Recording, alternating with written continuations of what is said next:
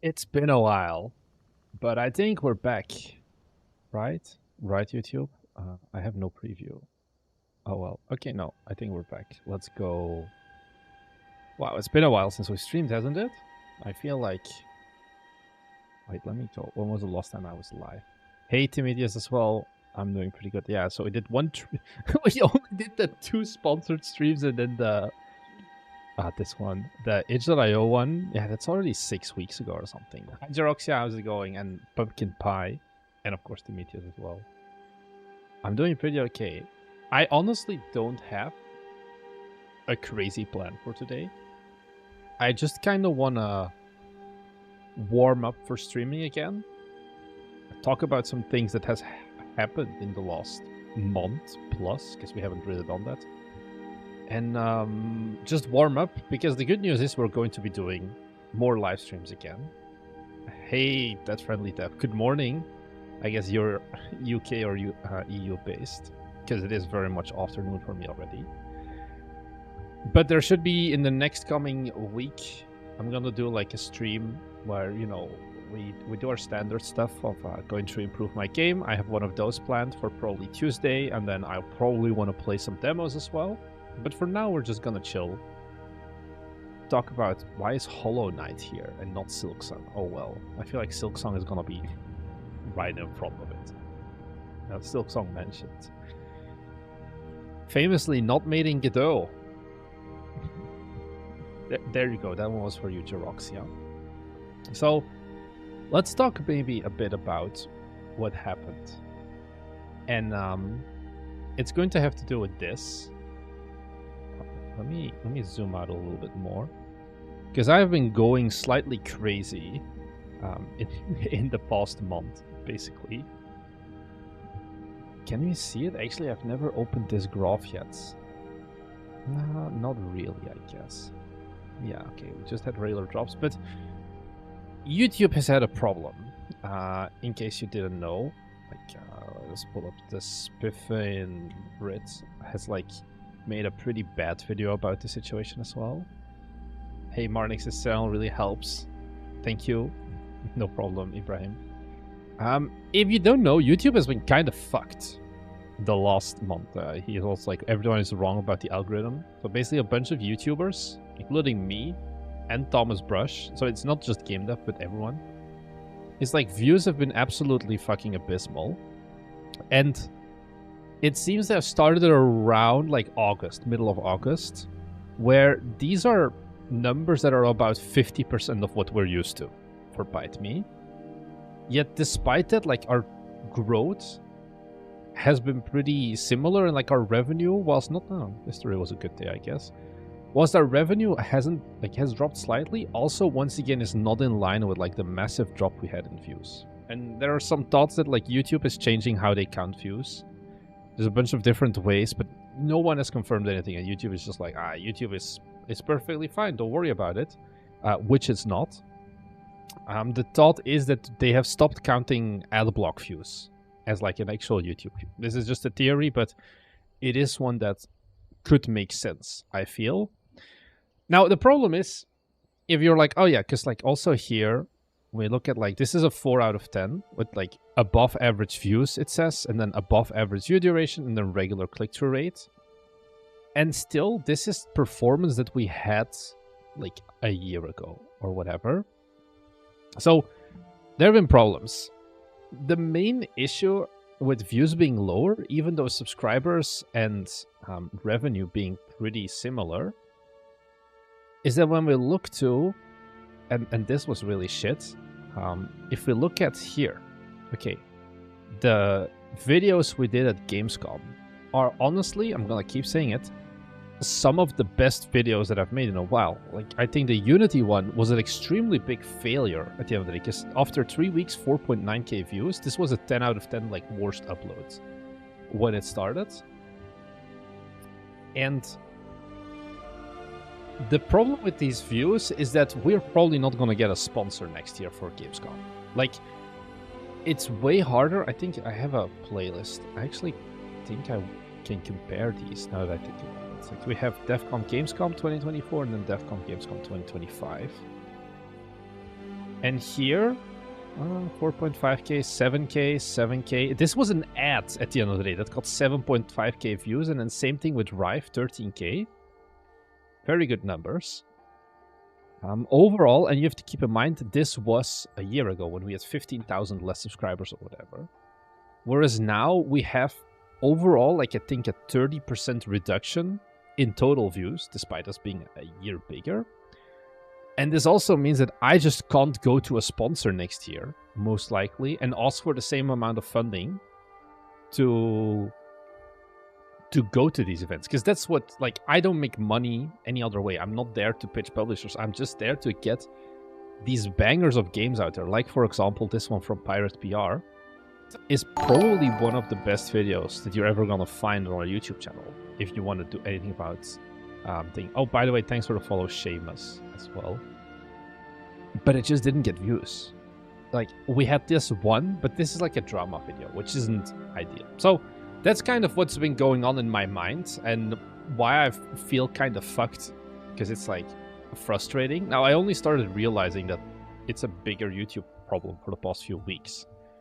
But even then, this is probably something that has been on my mind for a while, because this is just a little bit of a catch-up of everything that's been going on. So I wanted to talk about this first for people who watch the VOD.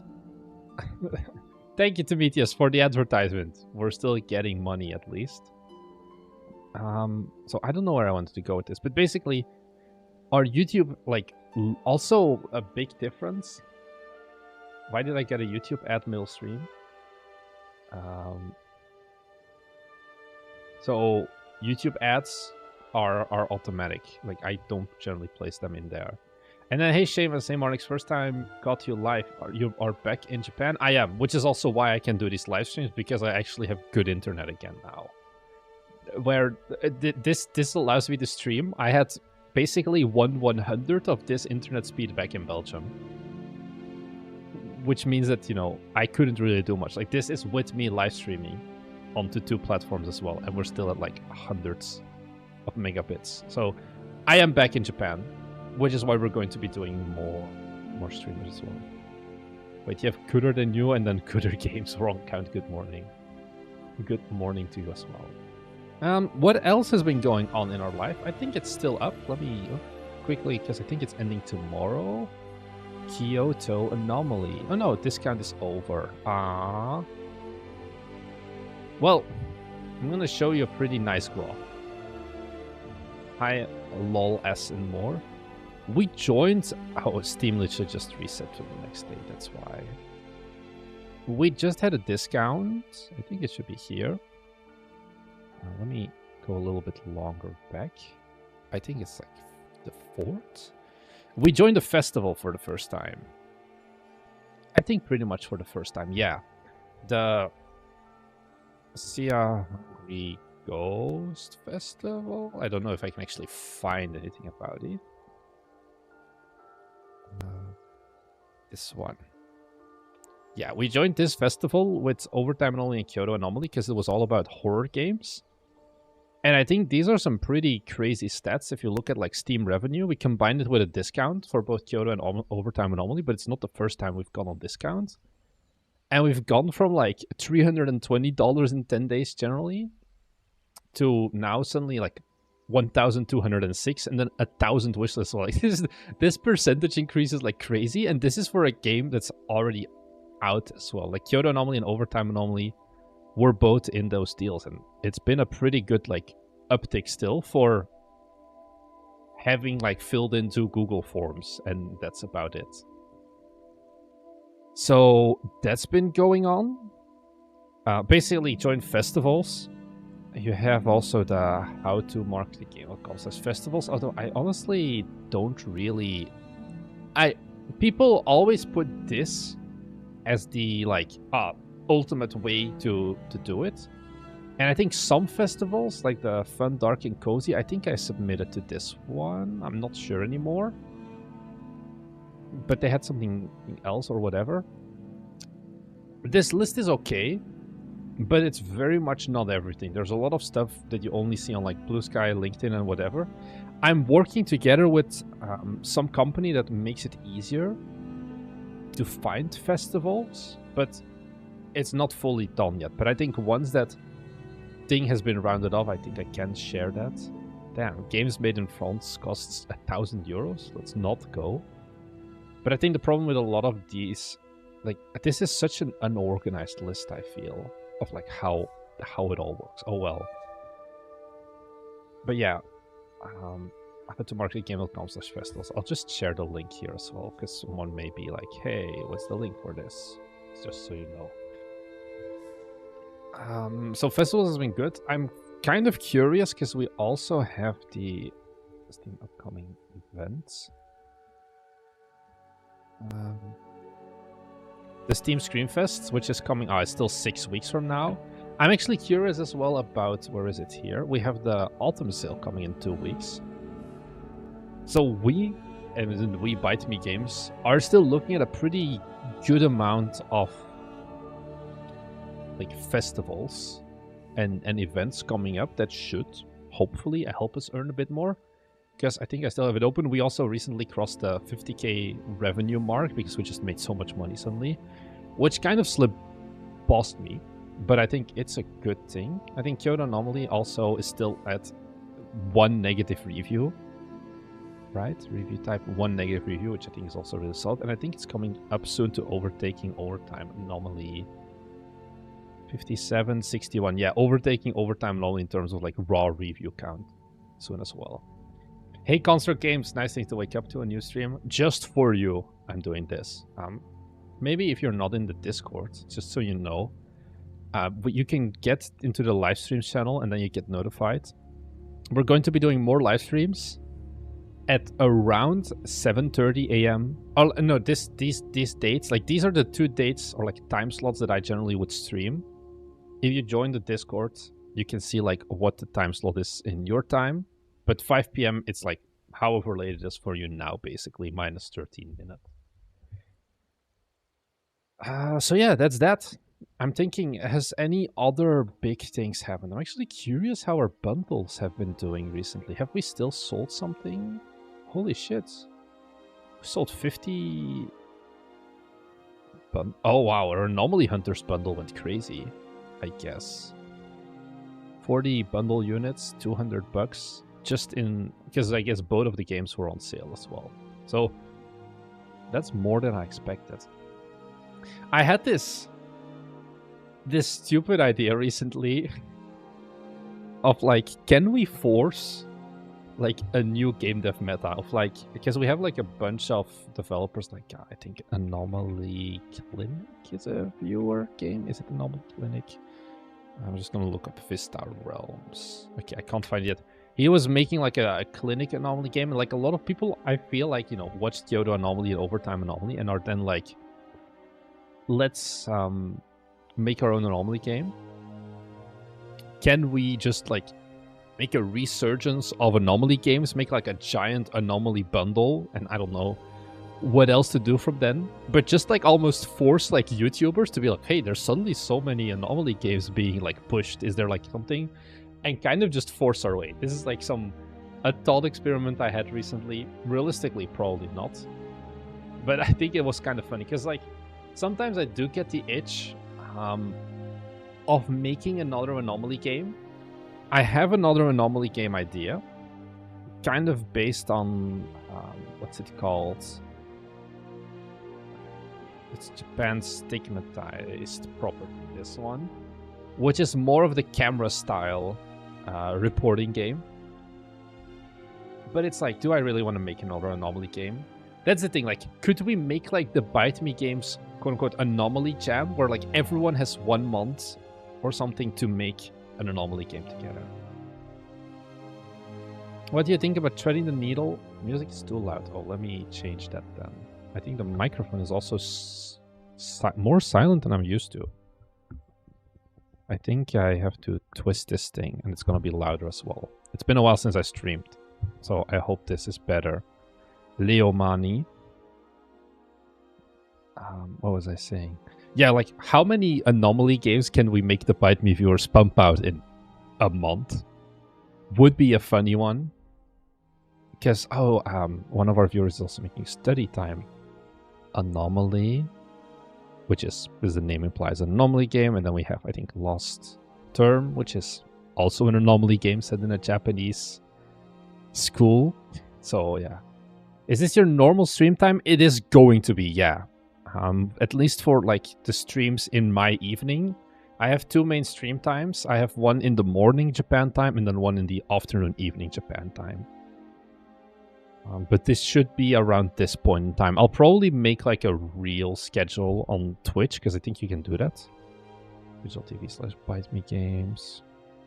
I don't want to listen to myself. What does knock mean?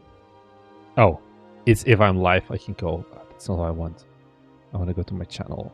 You can like do a schedule. Maybe I'll update this at one point. I'm not sure. I was thinking lately, why not make an anomaly game in PSX graphic style, but then I started working on incremental games, so that's that, lol. I have given up on incremental games at this point. I tried tinkering with some more ideas, but I feel like we're going to miss the boat. Pretty big. If we start developing now, well, there's nowhere we're going to be on time for Next Fest, and I think it doesn't have that much time left anymore, because there is indeed a giant wave and onslaught of not anomaly games, incremental games, and I think they are a bit more meta or something to do it. Thanks, by the way, Gooder Gabe, for the Prime sub. You know what's up. Yeah. Mine got 2,700 wishlists already, so I guess I am in the boat. What's the game name, Seamus? We'll take a look at it. I remember last time you had something like a checklist before you start making a game. A checklist before I start making a game, like an actual checklist. I don't know if I have that. Goblin Buster. That sounds like an adult game. I'm just saying it. I don't really think about anything else than adult game. Okay, this capsule. Hey, at least you have the border meta, which is good. Not adult. Well. You can always pivot, I guess, still. Yeah, I feel like the capsule definitely is... At least this has 2,700 already. Which I think is pretty solid. So it's an incremental tower defense game. That is two solid genres. Thanks as well, Sinus Kisto, for the sub. Thank you very much as well. You seem like you did not sleep. I slept. It's 5 p.m. here. So I've just been awake all day. I think it's also a lighting issue. Let me see if I can turn on a light and if it helps. That's the wrong light. Ta-da. It's not really the right direction. Well, there is more light now. A couple users slated, but that's the way it's supposed to be. I guess, oh, there's no demo yet. Are you planning on joining Next Fest or something like that? Incremental tower defense. You also put it in the name, which I think is... I think overall you're doing pretty good. I feel like the capsule definitely would need some love and attention at some point. And that's like the big one. Demo was separate? There's no demo. I think it's just a build only... Oh, yeah. Demo's on itch. Like, that's how it's supposed to be. Can I challenge Goblin Buster? How is it an incremental over a tower defense? Because you just bust goblins. I think because you go for big numbers. That's true. And like big skill tree, upgrade tree.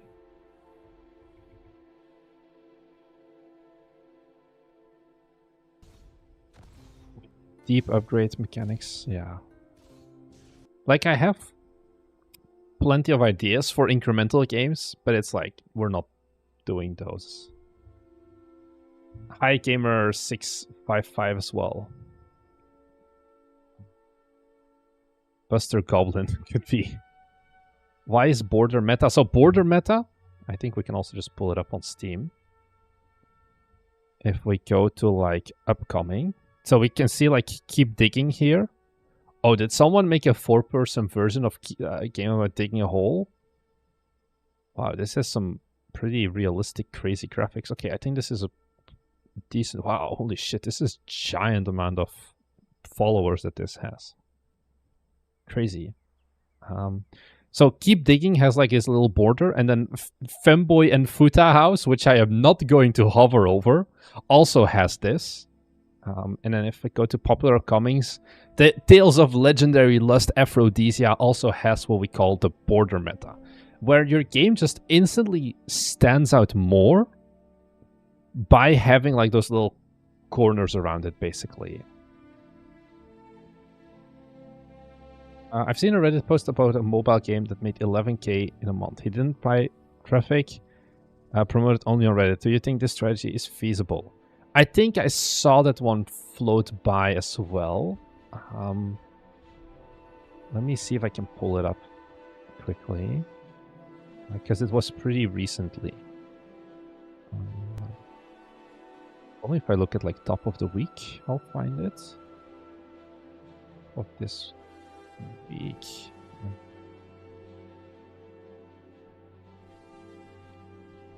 I think it's gonna be this one, right? So this is my first mobile game, and I'd like to share the numbers.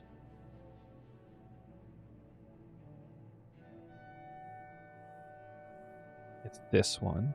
250 on dead ads, all organic and Reddit. And then it's like an AI game as well. I don't know honestly how mobile works. That's the thing. But yeah, 11k. I mean, 10k download, so I guess it is doing pretty good. Last updated. Why? Oh, update. Thanks to Intel technology. Oh, you can play it on PC as well. Okay, why is this being pushed? Oh well, whatever. From July 27 to August 27. Which is pretty good. Now, on the other hand, you have Krea. Okay, I don't have him. The guy subscribed to us. Why do you think incremental / idler / clickers trend is coming to an end? So the trend is to make small scoped incremental games, where it's like a 4-hour experience. Incremental games have always been big, absolutely, but never like these short scoped ones. Let me see here. Growlitopus. He's kind of what I would consider the Android version, or like mobile dev version of Bite Me games, is the best way I can describe it. And he seems to be somewhat, you know, in line. Like everything here is about like how he got like 1 million installs, how he made money, different kinds of advertisements and whatever. And I feel like I don't know enough about this, but if you're watching this Crow Octopus, I would make a React video talking about how this guy would have done it with like your knowledge, because I honestly don't know. Because I feel like it's kind of unique to just have it only through, what is it called? Like Reddit ads alone. Reddit organic feels very weird. Because this definitely feels like there is something not being said or something like outliery here. I'm gonna go back as well because I saw a good question earlier. Here, by Stolte. I got a question for anyone interested. How long of a dev cycle would you personally allow your team / yourself for a game such as Anomaly, Friend Swap genre, etc.? I think 2 months. You need to think at the end of the day about like, what is the potential upside for this? And the potential upside for an Anomaly game is always going to be way lower. Like, even if you hit it mega big, like I think Cabin Factory, for example, you're still only looking at, don't kill me, 500,000. Whereas if you would have made like a crafty buildy game or whatever, that potential upside would be a lot higher. You should do a YouTube collab with that guy. I don't know, maybe if he comes to Japan. I'm not planning on going to Spain anytime soon. So I think you have to stay short with these Anomaly games, because there is just a very big chance, like there's also like what Anomaly is a viewer game. It's like 600, and taking the L of making $600 for 2 months of work is gonna be way more feasible, acceptable, let's say. How do I see my lifetime revenue again? I feel like there was a way where I could see lifetime, or do I just have to say like last year, let's say? Last year, damn, Kyoto Anomaly is really catching up to Overtime Anomaly. Where we're averaging 5k per game. And at that point, okay, 2 months of dev time makes sense. And I feel like this would be honestly an average or maybe above average result almost. Compared to a lot of other Anomaly games coming out. And with Friendslop as well, Friendslop, it's also like you need to know that it's magic within the first week before you spend even more time on it, basically. Oh yeah, this was a very substantial spike in the last year. This was our 1, 2, 3, 4, 5th highest sales, like, peak.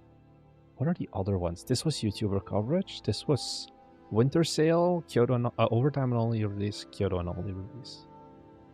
So yeah. Indeed, once you have the codebase for the first game, like we had for Kyoto Anomaly, now I think we definitely kind of limited ourselves by also wanting to stick to that codebase. And I feel like, you know, I had William, who is very much clean code guy. I think if you are more about let's just fuck shit up and make something, you can go faster. But yeah. Seamus, I've worked in big mobile game dev companies as a lead dev for years. I don't believe indie mobile dev is possible at all. I am generally also more skeptical than like... This very much seems like something isn't really adding up. Just from my gut. Maybe it is. This is a guy on Reddit at the end of the day, so take that how you want, basically. So yeah. What are your thoughts on rage games right now? Are they still in trend? I still think they are, absolutely. You just need to have a good idea. I don't want Stora. What is it? There's like 2 more Unicycle games that came out, I think. Unicycle... Let me just look up Unicycle. Here, Unicycle Sheep. This is actually made by a viewer as well. Unfortunately, didn't really perform that well. About sheep on a motorized unicycle. Oh, it's very unique graphics. Now, I didn't really look at this game too deeply.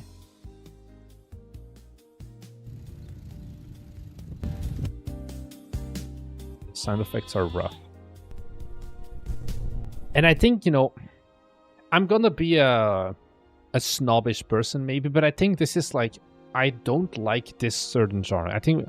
Or like this style of level design. I think we have the same with Handstand Hank. There was a lot of adult games that got fleshed there. Oh well. We played this one, also viewer game. Is this an actual publisher? I think that's just his like publisher label. Yeah.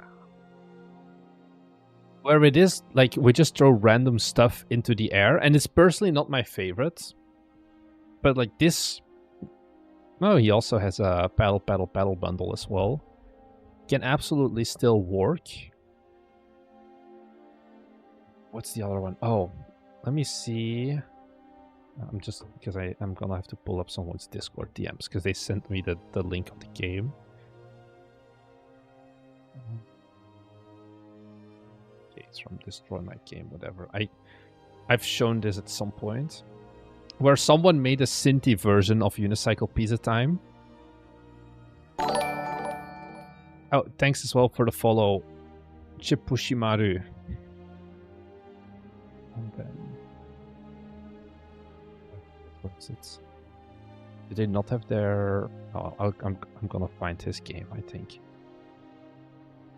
Very Turkish, let's go. Turkey mentioned... I feel like I came across this game before. Maybe I can just find it if I have Unicycle.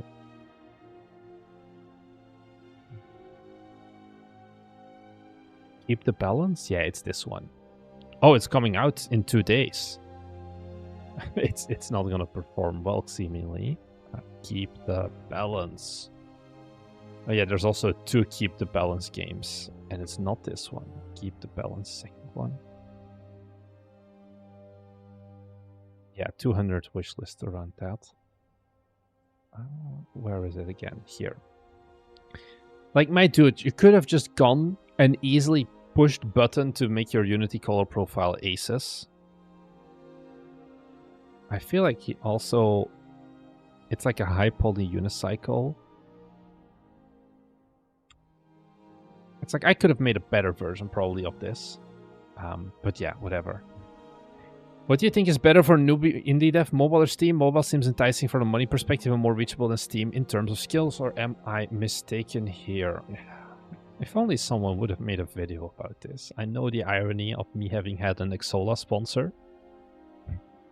Luckily, they never found out about the video where I talk about how I don't like it. Why I don't like mobile game dev. I think it's literally, yeah, the exact title. And that video kind of explains why you shouldn't do mobile game dev. Let me send it to you. Chapushimaru. And I think that's kind of what it comes down to. Like, let me take a look at the timestamps again. Okay, so don't do mobile. Why oversaturation? If you think Steam has a lot of games, then wait till you find out how Android and iOS work. Complex revenue is a big one because you have to think about monetization from your game design perspective. If you slap it up just randomly, it's not going to be enticing and it's not going to be good. Whereas it's better, I think, to just have like a one-time purchase price, and then for the rest of the game, you can just worry about just having a fun game.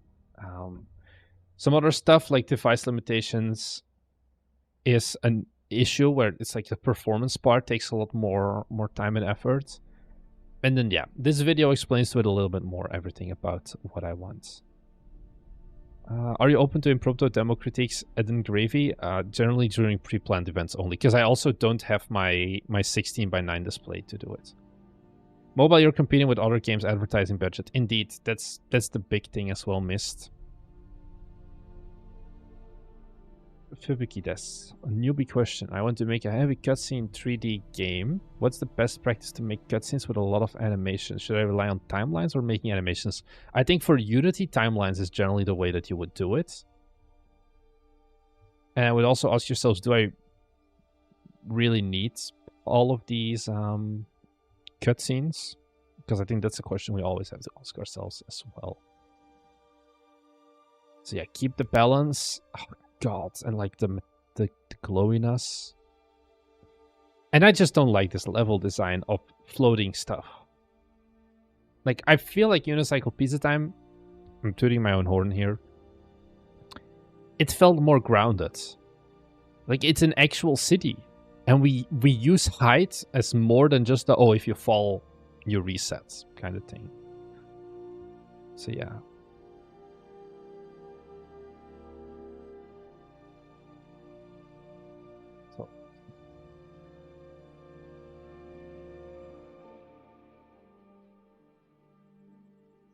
Talking about how much variety would you put into an anomaly game, though? I think the problem indeed, Timitheus, to go back to the point of like making anomaly games, is like there's only so many environments you can make an anomaly game in, I guess. Like, let's take a look. If I go to 3D environments, this is my you know, guys, this is my favorite thing. Could I make a sci-fi anomaly game in this? Maybe not really. We're gonna skip. I think you cannot make a low poly anomaly game to begin with, so we're gonna skip on that one as well. I think you probably want industrial, and then like underground tunnel could work. Like, you can add variety, I would say. I think the problem is mainly getting meaningful anomalies, because that is something that we struggled with a bit with Kyoto Anomaly. Is also like, you don't want to only have anomalies that is like, we change color of like, I think we have one color change anomaly where, if you can see, like there's like these banners here and like these big umbrellas, and there's one where all of them turns to blue. Spoiler alert. But that is the only like real like non-scary swap anomaly. And I think that's kind of thing, you're making a horror game at the end of the day, not a point and click adventure game or whatever. And that becomes harder to make it good and scary. If that makes sense.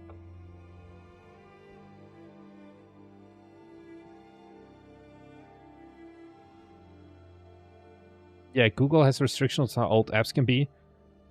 You know, you don't need to like update more content. You just need to make sure they're for like the latest Android version. What did I want to say? I had some thought about this.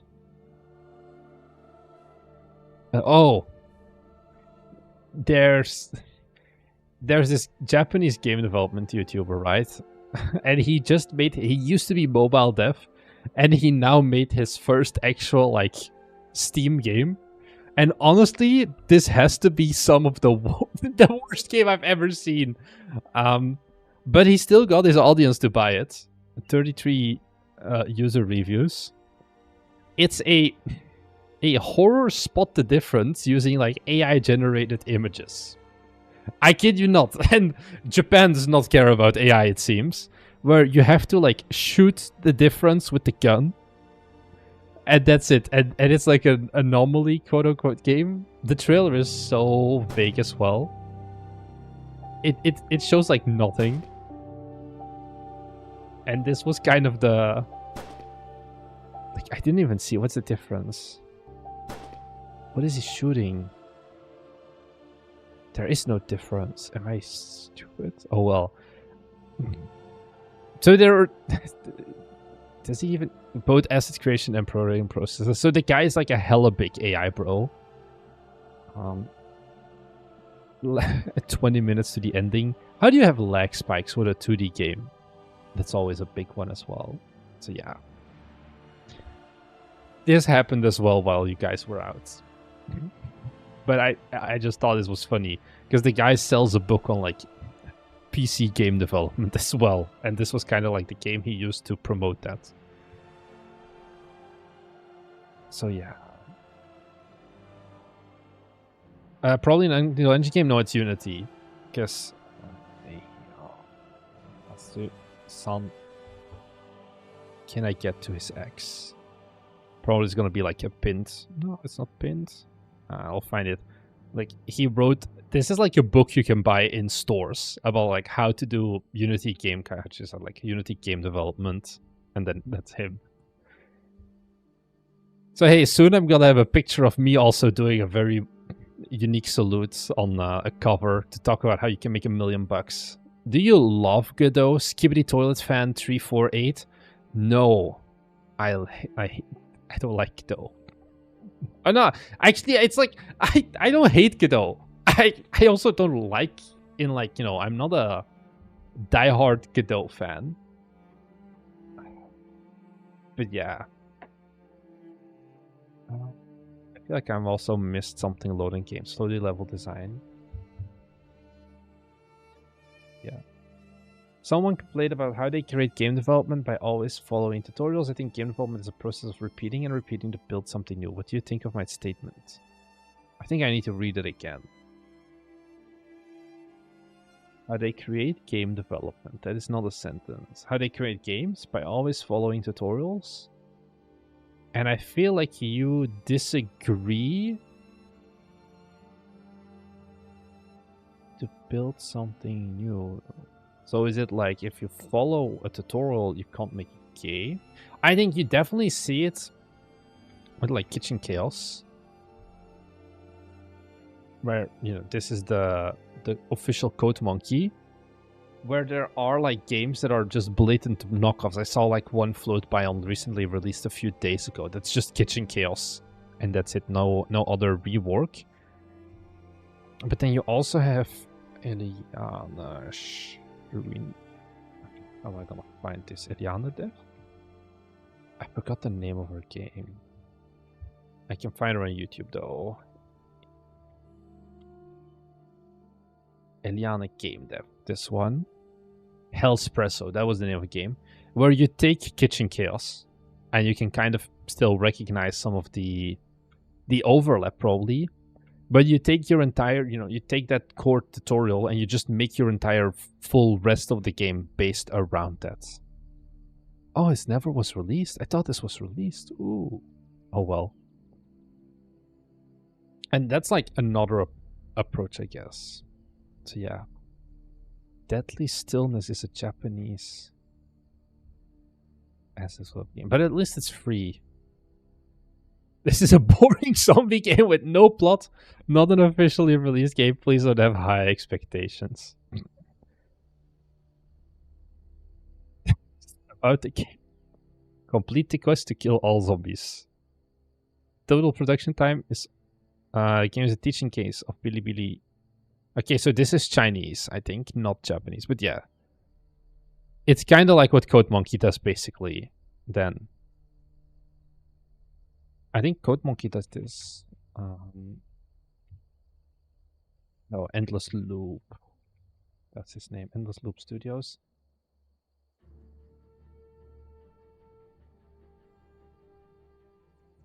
He has this thing as well.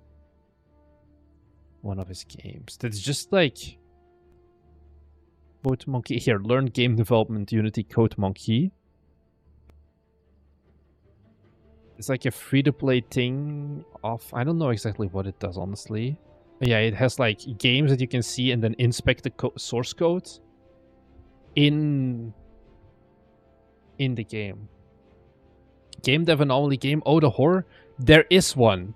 I sent this one to William. Let me see if I can find it actually.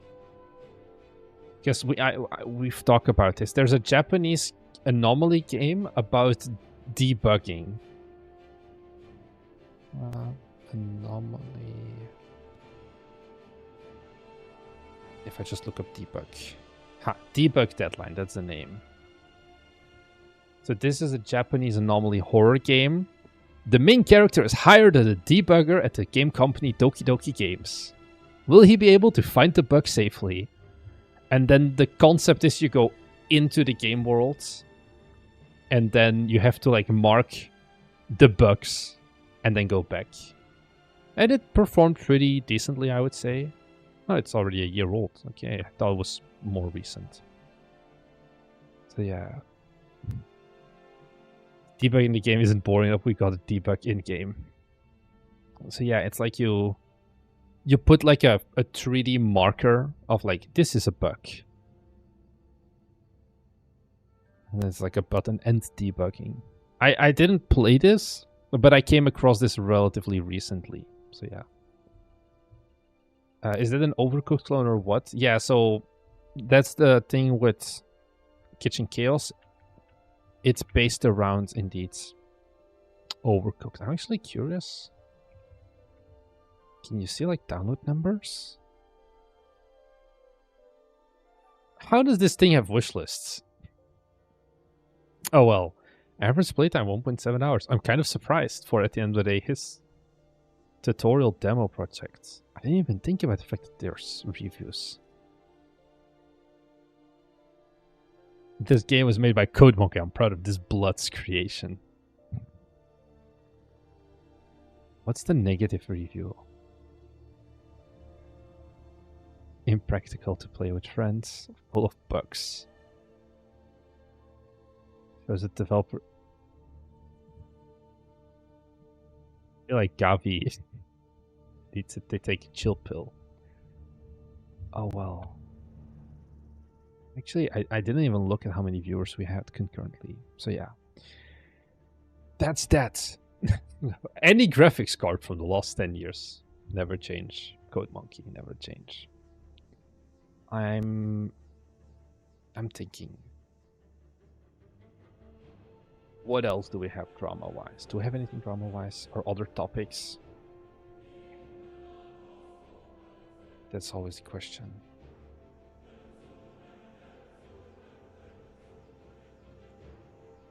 So yeah, we had mobile game dev.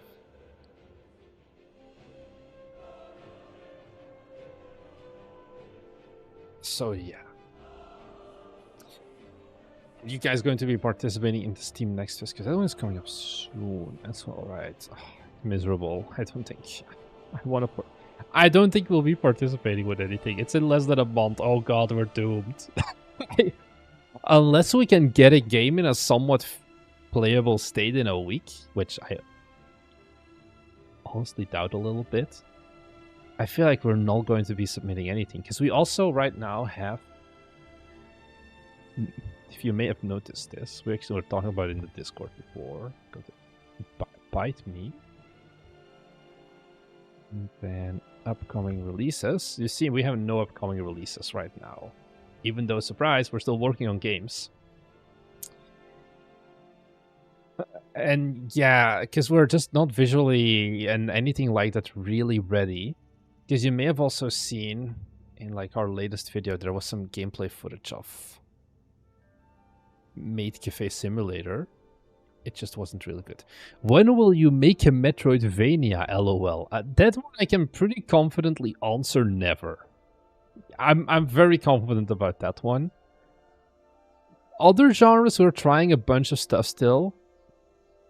We're currently working on a new like rage game and things like that, but it's just like I'm so fucked with the Unity terrain system. That's the problem. The Unity terrain system is not designed for small terrains. Like you can make like these giant stamps, Unity terrains. I'm just gonna look up Unity terrain. I should be able to find it. There's like this free thing here, Unity terrain sample asset pack, where the goal for this is to make like huge ass terrain that's like very big, very realistic for like open world games or like flying games or whatever.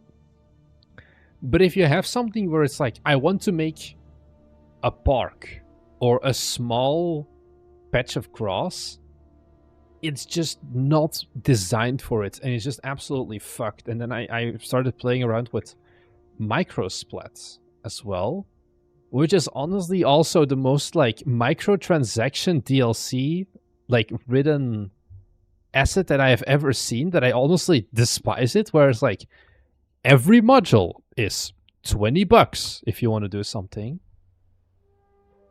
And it also has some problems that we're running into.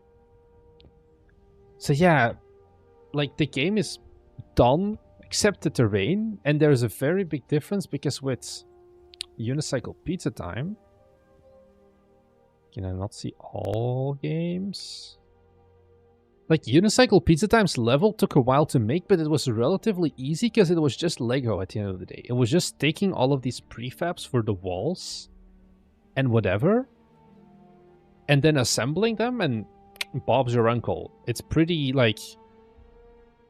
There's no technical limitation. Why don't you use polybrush paint in Unity? Is that an asset? Guess it's...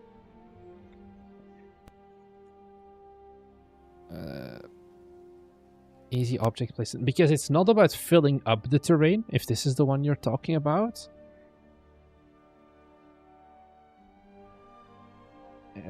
I need to actually make the terrain ground itself with like height levels. And that's more what I'm struggling with, because like the Unity opacity sliders are just completely fucked as well. So yeah, what are your thoughts on games like Peaks Let's Climb the Backrooms, where the devs join People Games Live? Oh, I think they started, like, it's an aggro, like a landfall special. They did that with Cluster Truck as well. I think it's one of those things that's like, yeah, it's cool, but I think it's not worth you to implement to do so. Because like there is a lot of extra stuff required for that I think you as a solo developer don't really have the capacity for.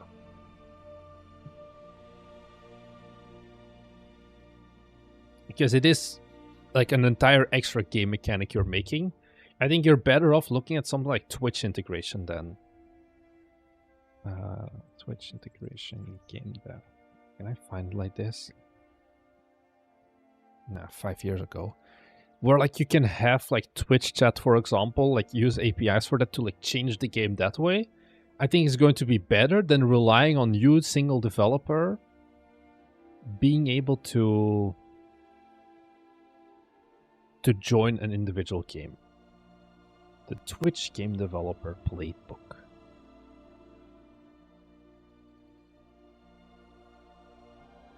The level of effort in weeks. 2 weeks, 1 week. So even the... Okay, so drops is not something you're going to do. I guess mainly identity. And then interactive extensions is what you'll have to do.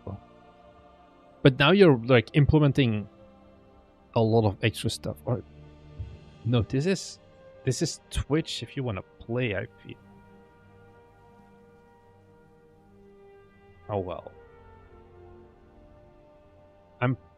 Do you co-work with indie devs in Japan? Are there many English speakers there? I don't. I live in, not like bumfuck nowhere, but I live in a place where there's like 3 foreigners in the entire city. So I do not have any other developers to co-work with here. Also, I don't think I would necessarily need it. I'm gonna see if I can change the light a little bit so it's better. Okay, yeah. It's still very yellow. Oh well. Why do you live in Japan? Because my fiance lives here and I like to live with her. Is that a valid point? Also, it's way cheaper here to live, which also helps with the company. And it's the land of anime waifus.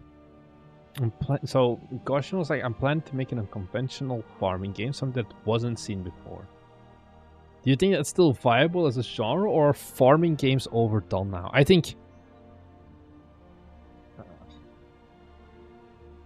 you're making a farm game that is doing something that has never been seen before. What does that mean? Like, there's a lot of farming games. Also, didn't Pokemon just announce like their own farming sim? Pokopia, that's it. Spring 2026. I don't think it's it's overdone. The problem is you need to have such a disgustingly high bar of quality that I think it's going to be hard to do it. Can you make a farming game that can stand out and it can have people interested in it? Nintendo's gonna patent farming mechanics next. Yeah. Savor the life as you build furniture, grow vegetables, and create homes for yourself and Pokemon. Then enjoy resting in your bed after all your hard work.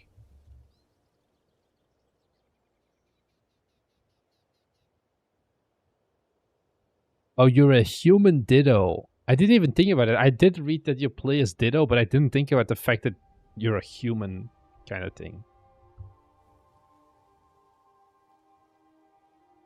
I'm gonna make an aura farming game. That that would be an idea. Looks like Pokemon Minecraft. It's just Pokemon Animal Crossing, I feel. And that's mainly it. Game dev near Tokyo, good amount of devs near the city. Yeah, indeed. I'm in between Osaka and Nara, no mortal. Which is like, yeah, I can meet up with game devs. But it's like a solid hour of transit. I'm actually going to be exhibiting at like a Japanese indie games summit. This one. Yeah, this is in a few weeks as well. Oh god, I need to order my flyer soon, I feel. Let me put this to English. Game titles. At Unicycle Pizza Time is going to exhibit there, and I was like looking at all the other games, and this is like, I feel like I'm gonna be once again the only like foreigner there, because all of these other titles aren't even like translated, a lot of them, to like non-Japanese titles. Like there's a few Korean games, so I'm very curious how that's gonna be. I might be going to Tokyo in November. I will not be in Tokyo, but yeah, Tokyo just makes me so depressed, man. I don't want to be there. It's too much city for me. Maybe you could interview devs like Chilla's Art. I don't know if Chilla's Art... Yeah. Problem is it's very hard to get into contact with those people as well. Yeah, I speak some. It's gonna be fine, but it's like, I'm not gonna... It's just funny, I guess. They're probably gonna be Japan-based as well. Like Tokyo-based, and I don't really know what I would ask them.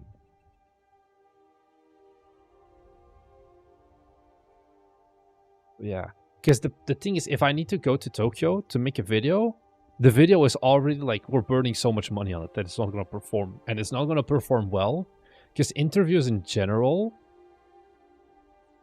also do not perform nearly as good, even though they're like bangers. Where is it?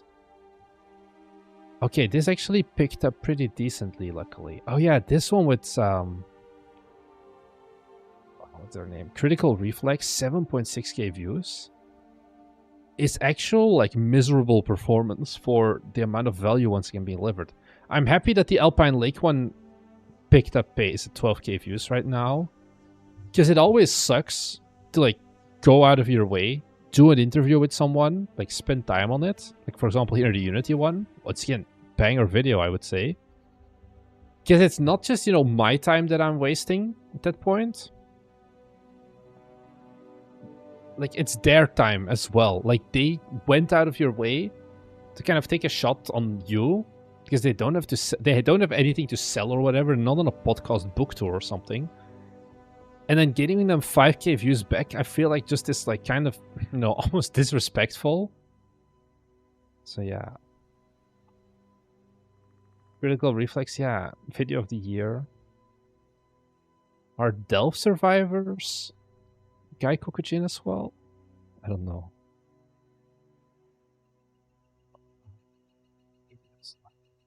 This is a very Japanese game. What is this name? Hnefafel? Online. Okay. I'm gonna pretend I didn't see that. Yeah, I know the shock value video is gonna do great.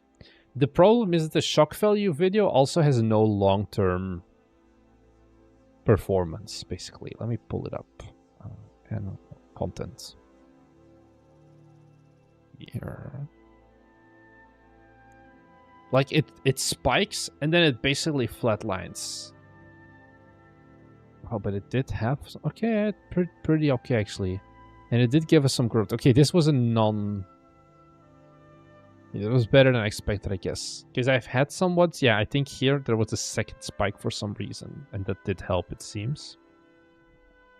But yeah, now the video is dead. 100 views in 48 hours is not ideal.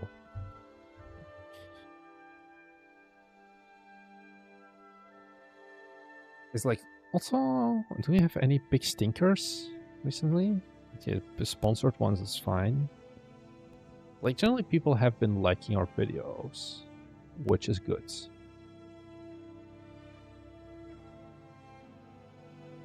Yeah, like, this was a video, for example, that, you know, we got fuck all subscribers from this, basically. 44 euro, damn, you can buy 4 doner with that. I feel like in Belgium, I can't even get 4 doner for that anymore. Like, these videos are like 4.3k views, 6 subscribers, but it's also like, you know, this is not growth content. But these are like videos that we still kind of do want to make, because this is like less clickable for someone. I don't know. But yeah. There was also supposed, but I guess you guys kind of lucked out. There was supposed to be like a dedicated video with Exola as well, but they canceled on me. Like at Gamescom, we were gonna record it with one of them, like similar interview style with like the Unity or whatever. And I was like, the video probably wouldn't have done like mega good. And they're like, they canceled me, and then like they were like a week later, like, yeah, actually, we can't do a new one. So you guys missed out on that one. At least YouTube says dat ziet er goed uit, so it has to be. Not really. Your channel doesn't seem to grow and is targeting low devs. I mean, if you want to grow, there's no point in targeting high devs because there's no low devs. But there are a lot of like successful devs that watch us as well, is what I've realized. When I go to events like Bit Summit and DevCon, Gamescom, people come up to me and they like talk to me about like, hey, I like your content. And that is like, oh, it's nice. It's like, who watches Bite Me Games, guys? I'm gonna tell you some of the names of developers that like Bite Me Games. Not just watch, but like Outbound. With like a shit ton of wish lists and whatever. This is followers, not wish lists. They watch Bite Me Games and enjoy it. Heretics Fork, like 9 Finger Games. This guy came up to me at Bit Summit and was like, hey, I really like your stuff. Like, once again, 3,000 reviews. This guy is doing very solid as well. This one is also like 700 and so much reviews, which is Bite Me as well. Of course, how can we forget my beloved?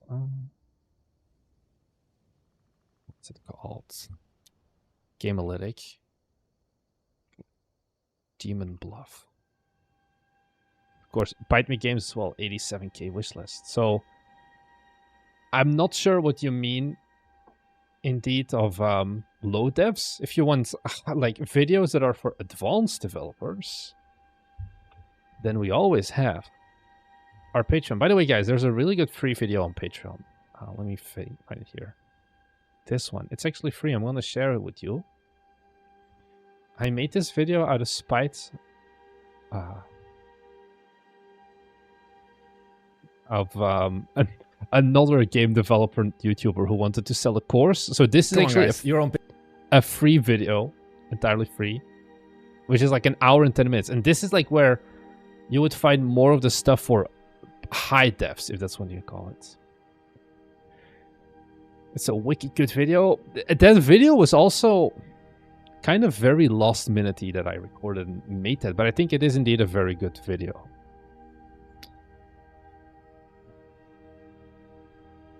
Thing is, Bite Me Games has to be a channel where devs go to get educated, not to be entertained. That's why you don't blow up, and I think that's okay personally.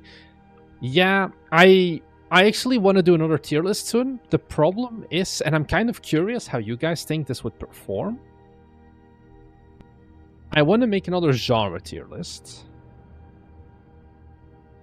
Like for those who don't know popular, let me just sort of popular, like it's kind of similar to like best genres for solo game games, kind of in this style.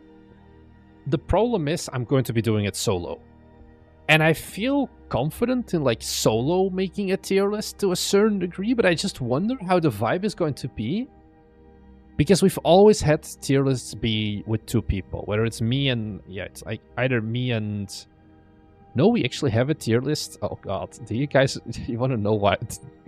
Want to know why you should get a Patreon subscription? Search post. Let me just look up tier list, because we have more tier lists even. We have game marketing tier list. Okay, I need to go to the library, or I can actually add a filter for video. Can I get only videos? No.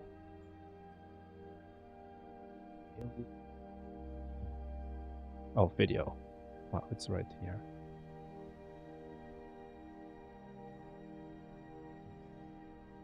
Tier listing. Oh. Here as well. Game dev YouTubers, this is me and Thomas. This is me and Thomas. This is me solo. Actually, yeah, I have done solo tier lists. This is a solo tier list. This is me with William, where we tier list adult games. I'm just not sure how the vibe would be if I solo tier lists. So yeah. What you can do is poll in Discord. But then you have spoilers. I think I'm just gonna rip it. I think honestly I should just rip it and make the video and then see how it goes. Targeting smaller devs is fine. Everyone who is above this content are people who worked on games for tens of years, and at this point, they smell their own farts. Yeah. I'd like a tier list person where every person does a tier list by themselves, and each person decides what they did, and each person justifies the decision.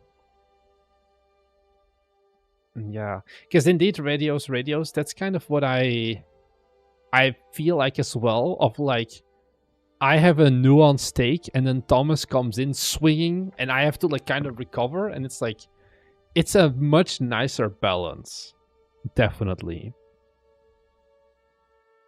But on the other hand, I'm not going to go back to Belgium for like 5 or 6 months probably now, and I don't want to wait that long to record the tier list.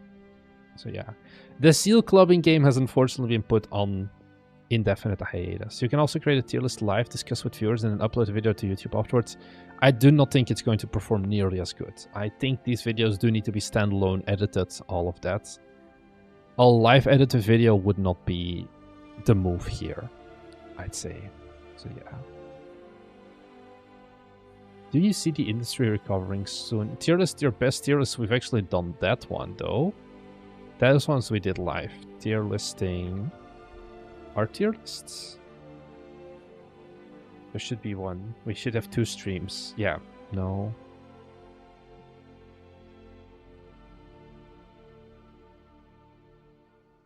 I swear we did a live stream where we tier listing. We tier listed our tier lists.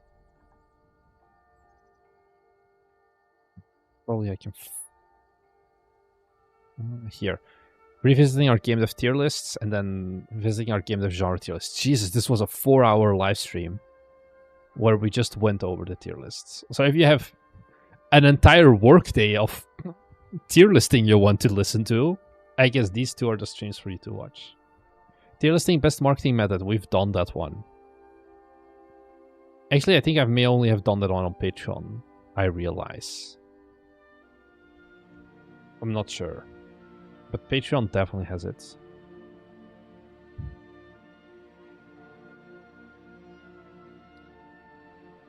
Yeah. Still like this. Who is the best Thomas the tier list? Unfortunately, Thomas Stewart has died in a tragic accident. Which is annoying, because now we only have Thomas Brush anymore. But yeah. The one benefit you have with Bite Me is that we keep going. Even when everyone else gives up.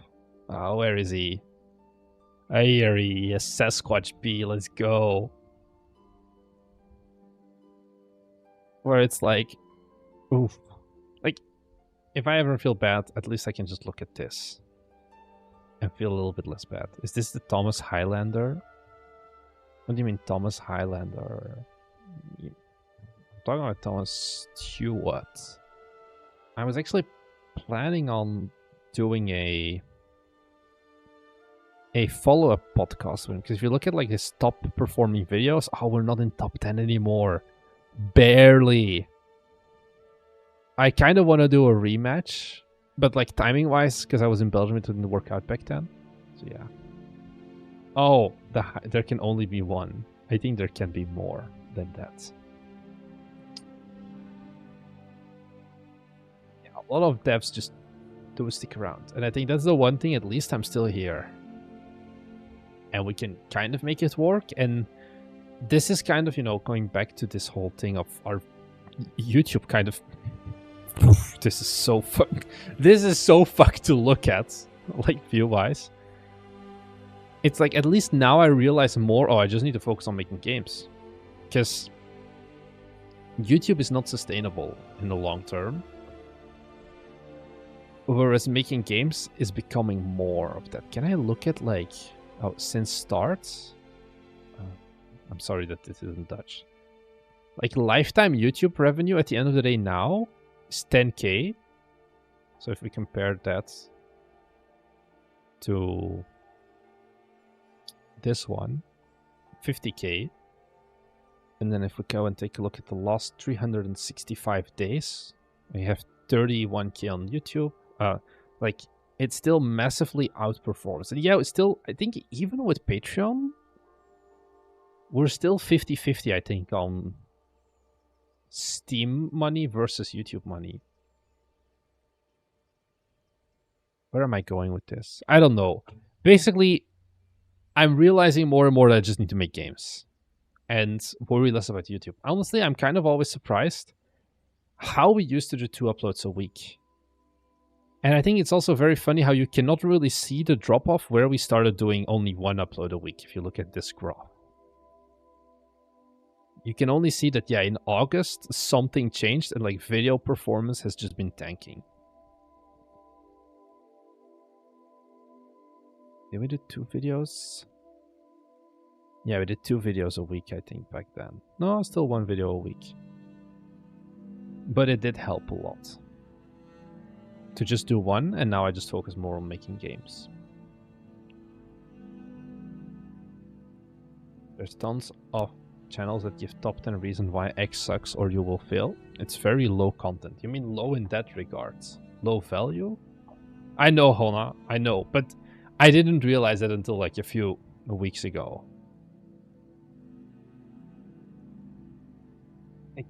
The problem is that's actually the content that grows. The low content PL exe file. Because those are the videos that also for us, if you look at like popular, it's like 10 things I would do different. 3 months, 7 tips, 8 websites, 23 mistakes. Like,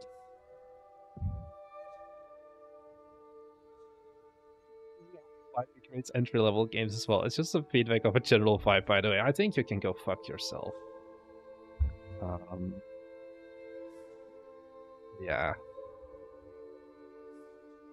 I don't know.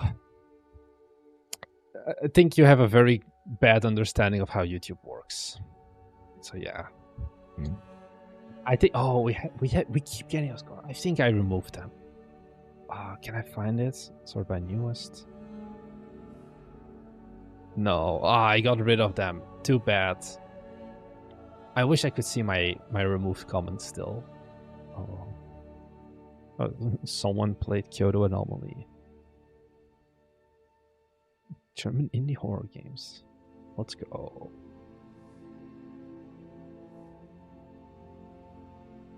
It was something about like our game's art style as well. And it's like, what are we talking about? I think we've gotten a lot better. Like, yeah, sure. Like Forge Industry was not a simple game. I think that's your misunderstanding. It looks simple. But the actual mechanics and lines of code that went into this, not easy. Not at all. It's just, I don't want to... Yeah, I'm just over this game. Because it's also been so long since we've touched it. But hey, we're making another RTS. Another deep strategy game. Which is going to come out at some point. I'm not saying anything anymore about release dates. Because it's just generally always fucked. And that's what I've realized now. Like, it's been definitely more of a slumpy period. So... this stream marks the start of like taking his shit back more seriously of like content and all of that.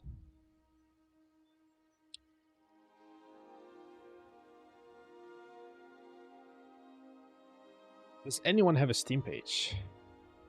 Are you still doing the COD Zombies medieval thing? Have not heard about it in a bit. No, we haven't.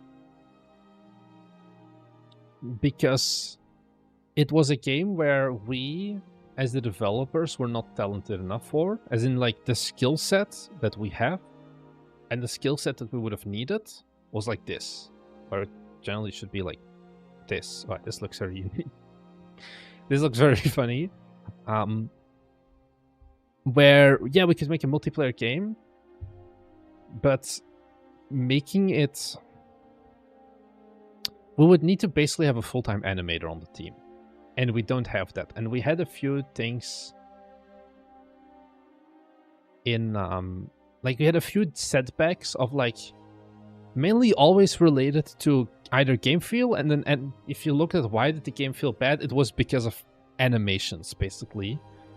And some of the decisions we made. And we were like, we're not going to spend a year on animating and learning how to animate, or, like, getting our mocap suits or whatever. It's just not going to be happening. So we did something else instead. Let's take a look at Puppy Park. Also, what is TM39?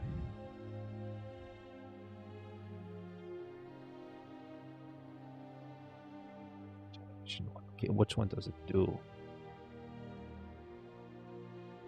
What does it do in Generation 3? Because it's the only good one. It's Rock Tool. Okay. Good one. Swift in Gen 1. I only played Gen 3. I actually, when I was on my flight to Japan, because it's like a 14-hour flight, I started playing Pokemon Emerald. I'm actually, oh, you can't see it. This is the credits because I just beat the Elite Four for like the 5th time or something. Gen 3 is the only generation that I care about, and I'm so sad that there's like no reworks or like what's it called? You know, new versions of it, basically, whereas like Gen 4 and Gen 1 kind of had that. Anyway, Puppy Park. Ooh. This gives me like vibes of Minami Lane, like a cozy simulation game. Oh, cozy job simulators event. Exactly. Omega Ruby and Alpha Sapphire. Oh, are those Nintendo games? They're miserable to they're miserable to emulate, and I'm not getting a Nintendo just for those. Yeah, okay.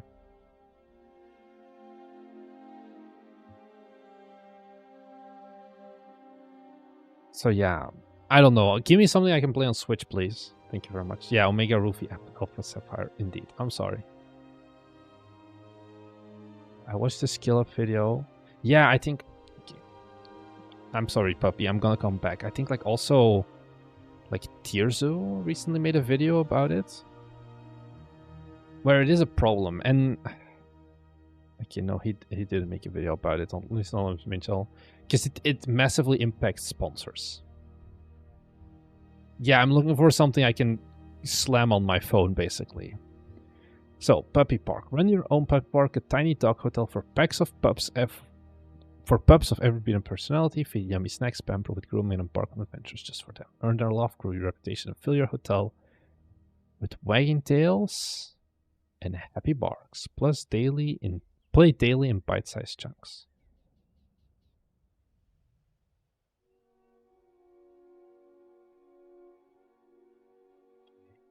Step 1. Localization. Okay, so the thing that stands out to me the most right now is the art style difference between the lines, if that makes sense. Can I zoom in more? Where like these lines are very strong outlines in comparison to the rest of the background, making them feel very much floaty, like poof, on top of it, whereas they're not really feeling like they're in the world. That's my first visual thing that I noticed. I think UI-wise, we're doing pretty good. Like once again here, the art feels a little bit too different in style compared to the UI. I'm not sure. But here it doesn't annoy me as much. I feel like we're running into some anti-aliasing issues with just the fact that it's only like a 1 pixel thick line. I think that would be something I would look at, your line thickness for your arts. Because these things look good. This is very much Kabuto Park style, which I think, I mean, if you look at how Kabuto Park performed, it's a good thing. Like, this style is very similar. And I think it's very good because it's a style that does work. I think my main issue is just the UI outlines. The more I look at it, it's too thin. And you probably want to have some sort of way to do shadows to make it seem better. Comes out in 5 months. Okay, so I have actually learned something that you should have learned as well if you watched the Pirate PR video. Where is it here? Secrets to get press to cover your games. You generally do not want to do this. And what am I talking about that you do not want to do? Putting your planned release date on the exact date if it's more than 3 months in the future. What you would want to do is just say like either March or Q1 in this case 2026. Why? Because it gives you an extra marketing beat. By just saying it's going to be March, and then you do your stuff of like announcement, demo release, next fest, and then you generally would also do your release trailer, right? And then you send out the game trailers or whatever.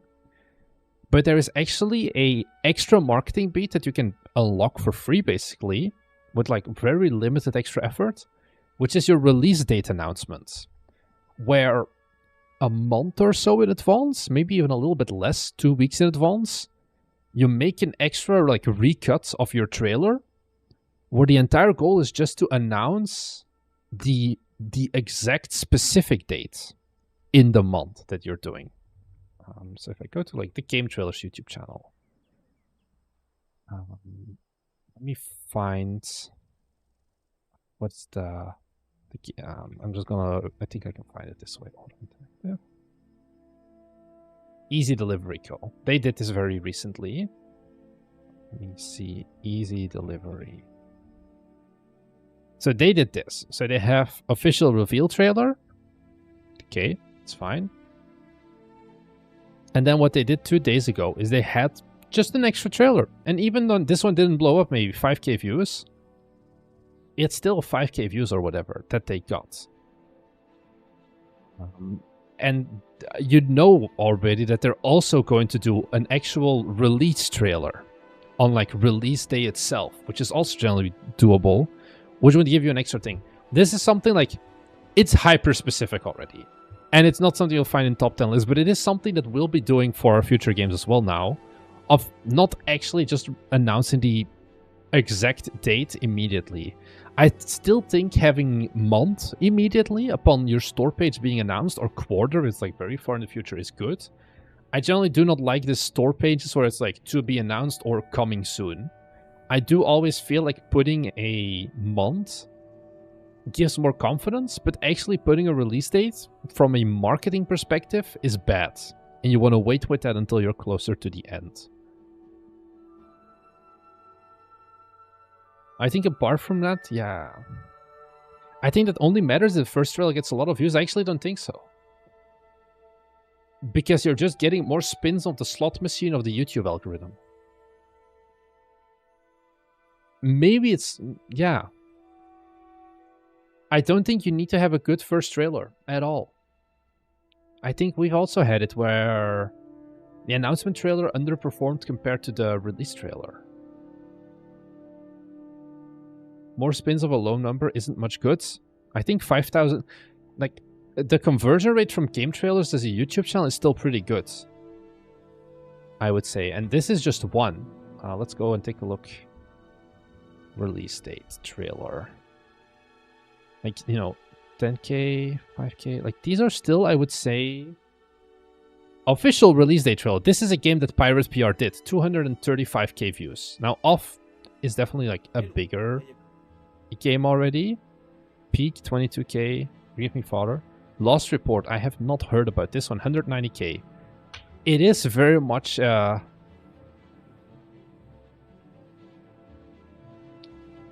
think it is a slot machine spin that you should do. More spins is more spins, indeed. At the same time, you say there's no point in making multiple devlogs. Aren't those spins on YouTube either? Yes, they're both spins, but the cost is different. This takes 2 hours of work, not even, to get a release date announcement trailer. Because you don't have to make a brand new full trailer. You just add like a few new clips to like your existing trailer and that's it. Or it's like a version of your release trailer that you're going to be making anyway because the game's going to release like 3 weeks later. And that's it. And you get the 1.2 million subscribers immediately from game trailers and potentially IGN and other sources to your disposal. Whereas making a devlog, it's going to take you a week if you want to do it good, and you're going to have 0 subscribers when you start. So you're spinning a slot machine that's going to cost $500 per spin, and it has a potential payout of $2.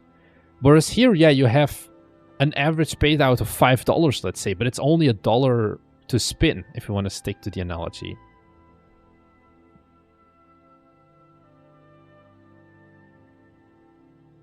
Because devlogs are very different than this. I don't think you should make devlogs. I 100% still stand by that.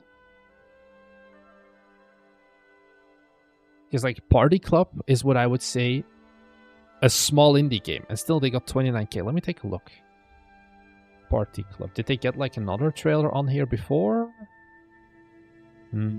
Doesn't seem so. Would be ideal if we could find like a game that had both a release date trailer and an announcement trailer. And then see, but still, it's gonna be less. Huh? I'm looking for like an official release date trailer. 10k views. How much did...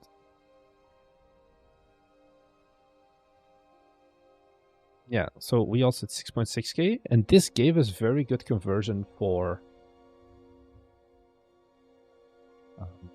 wishlist. Should I buy Tower Wizard or wait for the Bite Me incremental game? Just buy Tower Wizard. I think I said it earlier in the stream. Whilst I do have some ideas for incremental games, I do not think we will be putting any time and attention into those anymore. I think also I don't have enough experience with it. What's the conversion like? Let's take a look. This was 25th of March, 6.6k views. Let's see if we can pin this down. I'm actually not sure, but I remember I was pretty happy with it. Overtime anomaly. Wish lists. Custom. March. 22nd. 31st. Let's do that.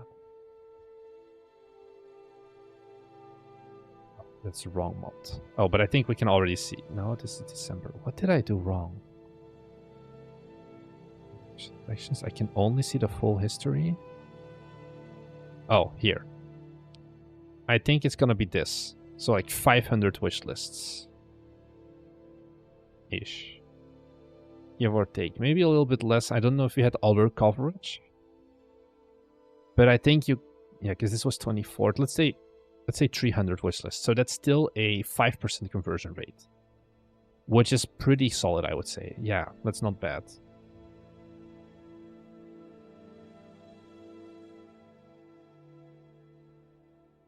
So I do think that the spin here makes sense. Whereas if you have the same amount of views on a devlogs only have about 0.8% conversion rate for way more time and effort.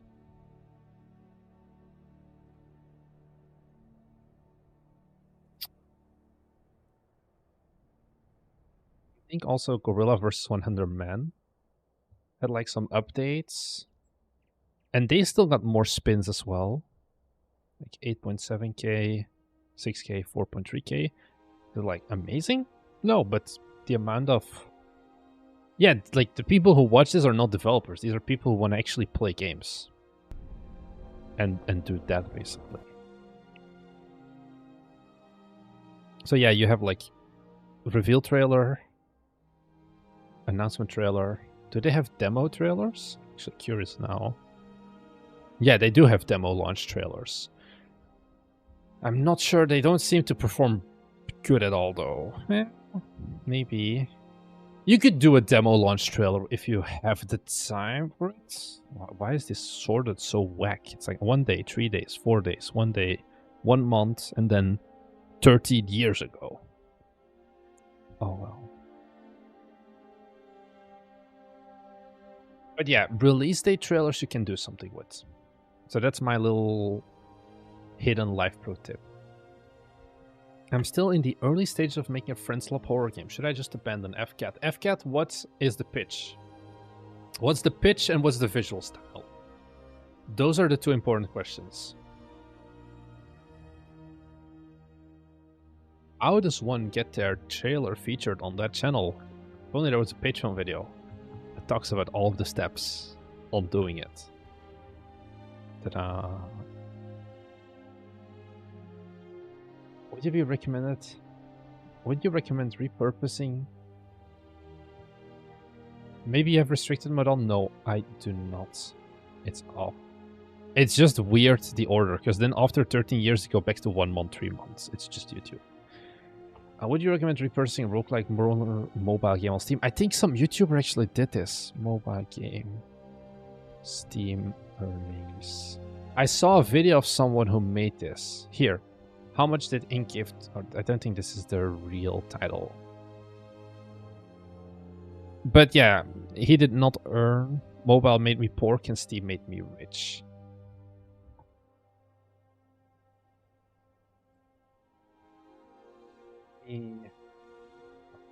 There's a timestamp. Oops.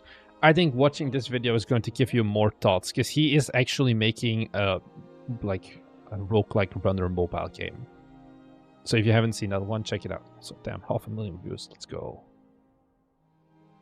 It's so inspiring to see how Google continues to support indie devs. Danny is still alive? Confirmed? Just released my game demo. What's the game demo name? Paul Connor. I'll take a look at it in a second. It's a game where you play as a Gleep Glorp Cats. Just back it up, my dude. Just back it up.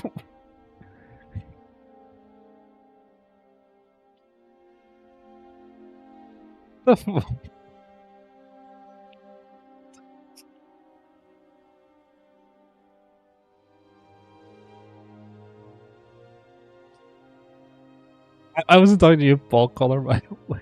Space delivery service, and you have to stop your spaceship from breaking while you get invaded by alien creatures.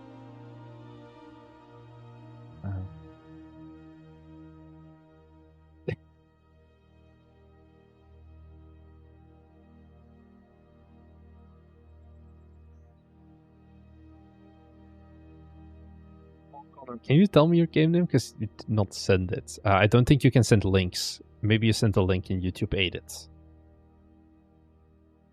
So just a name. Okay, so it's a game where you play as Gleep Glorp Cats. So you're like one of multiple of these guys. Working as a space delivery service. And you have to stop your spaceship from breaking while you get invaded by alien creatures. This is kind of a friend slop game that William had as well. Thanks for the follow, by the way, Zidans 0.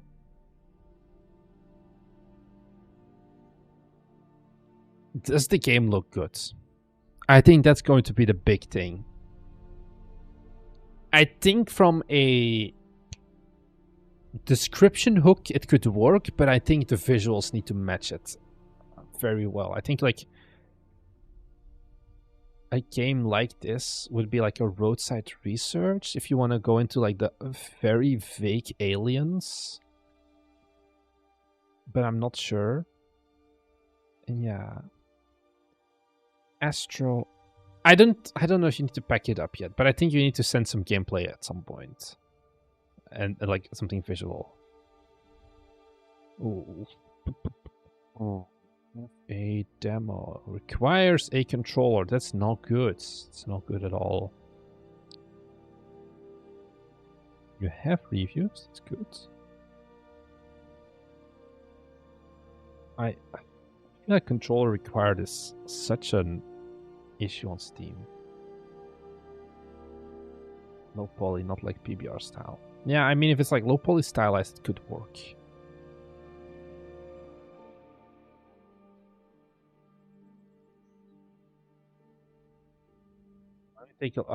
You deleted your original question. It was about like getting demo traction, right? I feel like this is gonna be Reddit. I don't think you're gonna find much on gaming YouTube that's going to be interested in it. Maybe an itch.io. It's just such a niche genre. I think that's the problem as well. Oh, clearly you're making a sequel. So how did the first one do? Not good. So you made a game. It didn't perform amazingly, let's say. And your first thought was, let's make a sequel to this. Holy shit, you have a lot of games. Whoa. What am I looking at? Astro Fighter. This was not what I expected, Paul. Average revenue per game. Okay, $206. What are the release dates? Okay, so you're spending like a... Okay, so back in 2022, you were going crazy.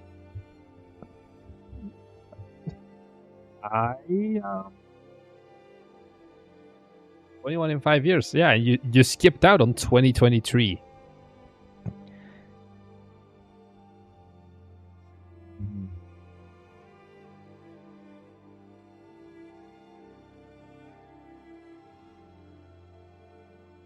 I don't know, man. I think you maybe want to think a bit more about... Oh, it's all top-down shooter. Yeah, no, it's like all bullet hells. I think you want to do a bit more audience validation and realize that, do people actually want this game and this demo? I only make games for me and my friends, to be honest. Well, that's your answer then. Then you're not making this demo pop off. Yeah, you can do the Steam Nexus, but you would join the Steam Nexus in February, I think, because you're releasing next year. Do I remember that correctly? Astro Fighters, yeah, March. Oh, one day before that other guy. You join the February Next Fest, and I think there's not much you can post on Reddit. But this is a hard sell. There's just... It's not gonna be it. I think that's it. Just a quick question about localization. My idea was to have localized store pages and do full translations for the ones that are interested. Is it better to just translate from the start? Yes. Just localize from the start. Immediately have support for the localization and all of that. I'm in next festival. I hope you mean the one in February and not the one in October, if you're releasing 9th of March.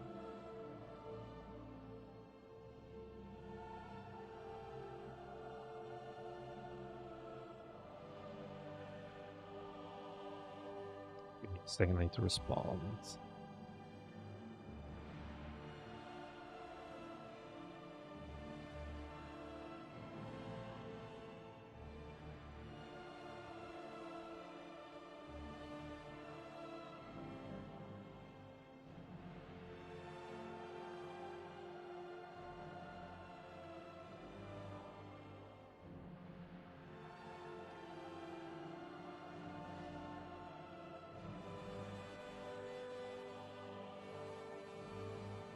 So,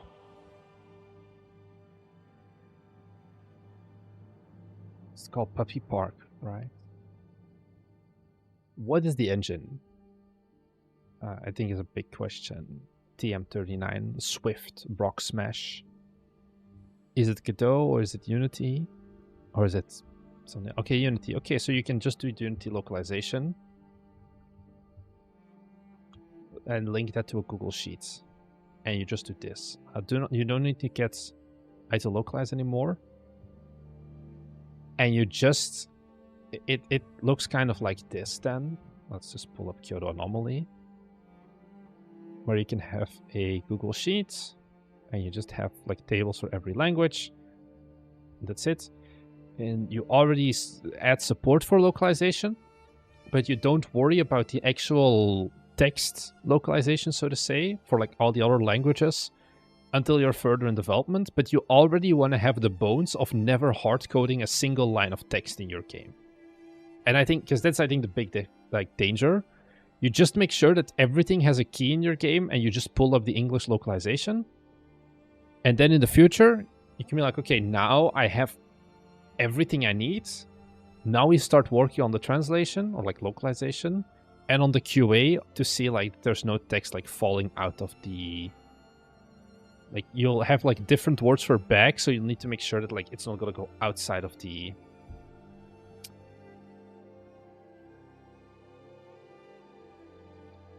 box. $100 lottery ticket never expires. I mean, it's not wrong. Average revenue per game is $200.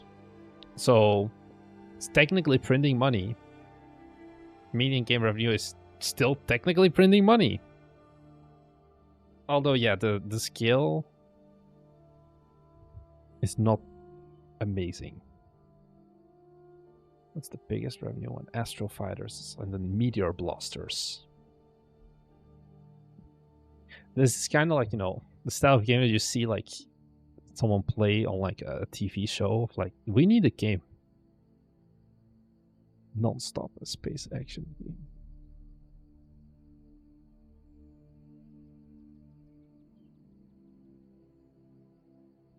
So yeah, I'm thinking, what else? But yeah, you want to do localization immediately. Don't just do only the store page, because also, just to go back,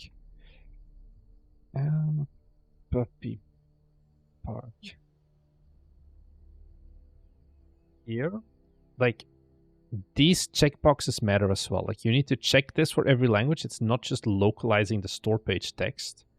You need to do both at the same time. So you may as well just assume you're going to localize to most of the languages. Because also, let me see. Oh, I don't want to show this on stream. Let's go. Cool. That was risky. But we made it. Ah, fuck. I don't want to show this. Okay, let's go. Look for...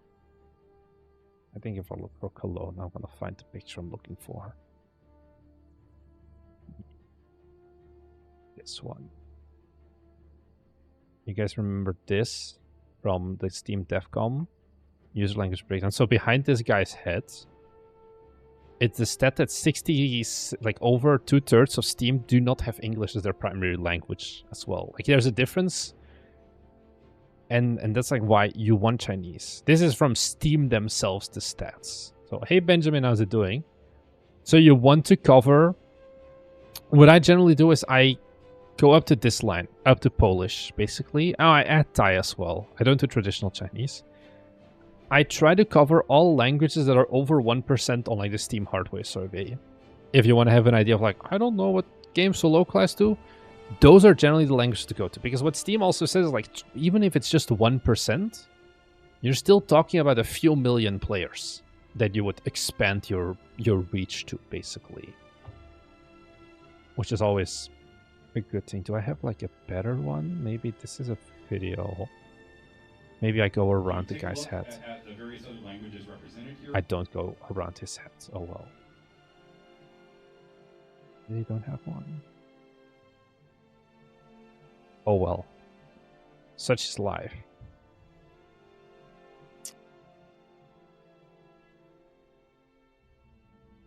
What are other cozy job simulators? Now I'm curious.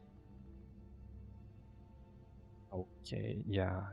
Like, this is once again the border meta. I think both of these are the same publisher as well. I think they're all about. Oh yeah, because it's all by it's an event run by the Rogue Duck Interactive, the publisher. Yeah. Tattoo removal simulator. This. What is this? What is cozy about this? Why is it VR support? Here we go. Let's go some Sinti the Grub Truck. Third person. I still think Hot Dog Kart Simulator Tycoon whatever has potential. Oh well. Wow, this game got delayed even more. Also, this is not a job simulator. Whatever. Hey Furkan, how's it going? I'm doing pretty solid. What are these games? Oh, airline. Very, very cozy, all of them. Oh well. That was that. Let's head back to Steam. Anyone else has a store page they are brave enough to share that they have not shared with me before? Because you love Walking Simulator, surreal, psychological horror. Idler. Let's go. That's Power Wash, but on humans. Exactly. Ahmed, I like this kind of Siege of Acres. Okay, Swank. Siege of Acres. Okay. So, how do I approach this, guys? It's rough. When did the Steam page come up? Let's just I'm gonna take a look here. Update history. Okay, Steam page went up 3 months ago. Ahmed? Okay. What are we doing? We're kind of just chatting shit and we're looking at stuff. So, okay, guys, you can stop sending me names. We have enough for a while now. 3 months ago, you made your store page go up. You know, I made that video about you should not put your store page up when it looks like this more than 3 months ago, right? Because what am I looking at? okay, we have a lot of emptiness. And then one stupidly oversized crystal slapped in the middle. Yes, I saw after.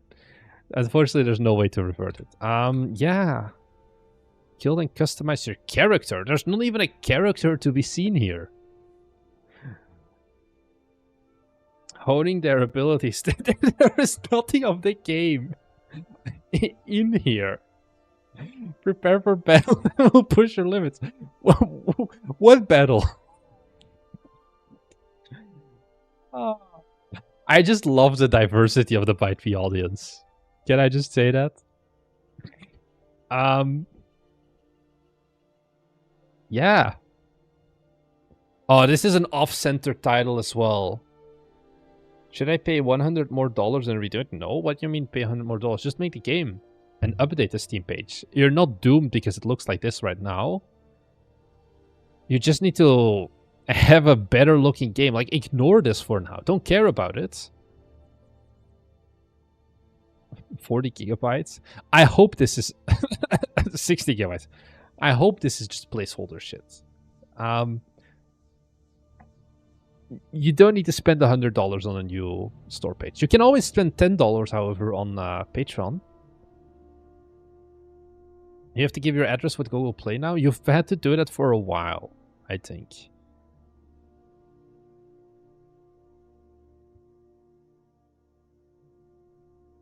What are you thinking about mobile development? I feel like we've had this conversation before. I made a video here about like why I don't like mobile development. Because it is not great. Oh, now I lost. Let's just close some tabs so I can go back to Siege of Acres, this beautiful game. Why is this not centered? I think you just forget about this page for a while. You don't like try to market this game. It's a Souls-like online co-op. What are we talking about? There is no person here. You're not showing anything of the game. This is a city builder to me, is what it looks like. Where is the Souls-like online co-op part? Just pretend this page doesn't exist and just start all over from scratch. Like, not like get $100 new and like get this new credit, but like, don't market this. Just don't even tell people that the store page exists for now. And then just make it better. It's not centered because it's AI image, but at least he could have made the text himself, no? I know, like, I felt like this was AI, but like, you can get a font and just put the font on it in Photoshop, no? You had to resize this anyway for like different aspect ratios. Now I'm curious, update history. Can I see like the... Huh? Like, you know, you have this other logo as well. Like, this is not... Is this AI generated? I feel like the text is just fake. I think you just off-centered it. Oh well. Waiting to pay an artist till I get closer. Yeah, it's fine. Just focus on the game. Because there's no game right now. Yeah. Also, I think, Furkan, I think you had a good question. I wonder how they calculate min spec for games. How do you decide? So for our games, I generally just take a look at, like, what is the average specs of a gaming PC from, like, a while ago, like 5-6 years ago. And that's kind of our minimum bar. And this kind of aligns with a Steam Deck performance-wise as well.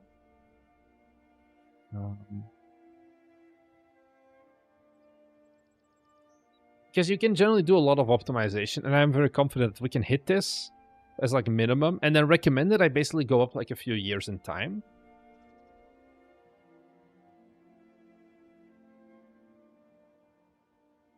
That do make more sense. So you kind of just, you know, you just pull them out of your, suck them out of your thumb. I don't know if that's just a Dutch saying.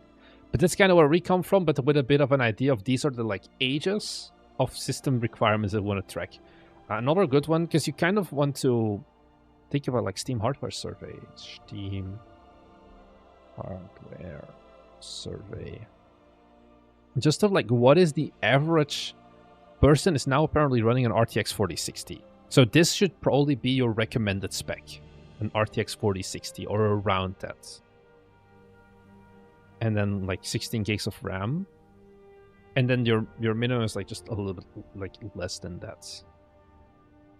Can we see total Steam user to your headsets? Hey, we're back up 1.63%. Let's go.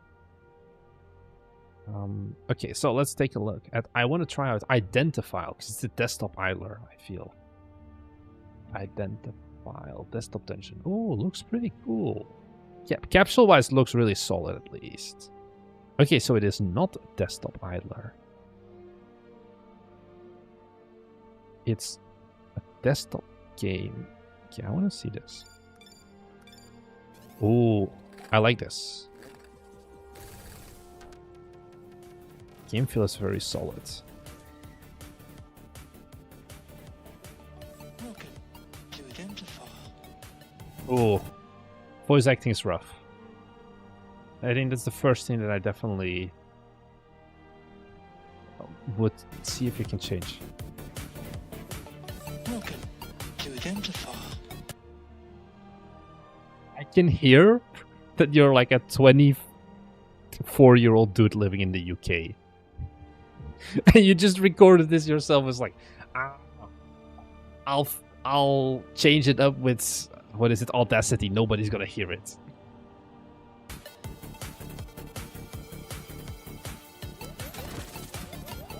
Yeah. Like, graphics are very solid. And like game feel and all of that.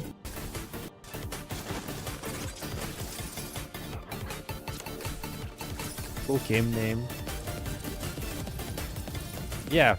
Are you guys, I hope you guys are excited for the sequel of this game where it's about PDF files.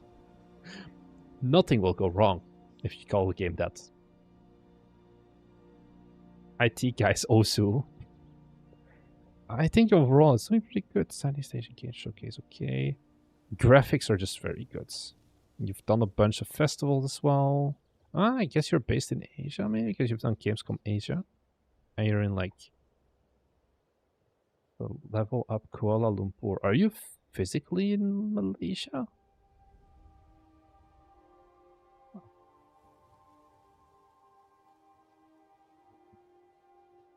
More about this demo.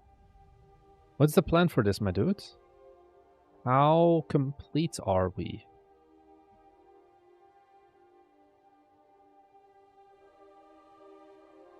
Also, hi Uzabi, by the way. Is this something of like, we're gonna join, more languages. Pull in some Korean, put in some German. Of course, I feel like localization shouldn't be too hard. You already have support for some languages. Why not do more? I think you're on a very good track with this. This is a Bite Me game that I am proud of. I think is what I would say. Yeah, this is a Bite Me game I'm proud of. Good job. You get my seal of approval, which you can put in here. I have no PNG for you though. I'll localize it to a bit more maybe. Have discussions yet? I'm curious actually. They do. You probably wanna like kind of track discussions a bit more. Oh, you do. Respond to them at least. Yeah.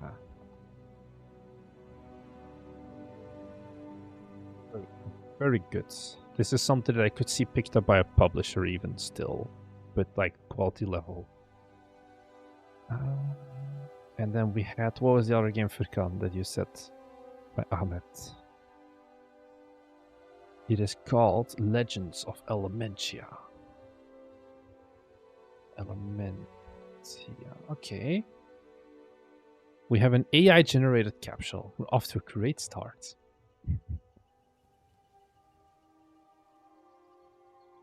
The art itself, like this pixel art is really solid.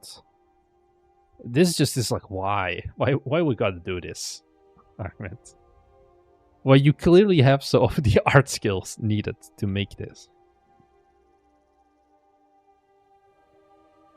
This is an epic 2D action RPG. Yeah, this capsule is just a big problem. Start to work on this at university. Do you guys go to the same university, Furkan?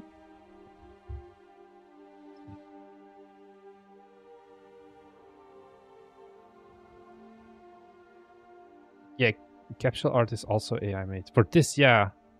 I don't like this one. Holy shit, 2,600 followers though? What are we looking at? What happened with this? Because there's no demo either. There's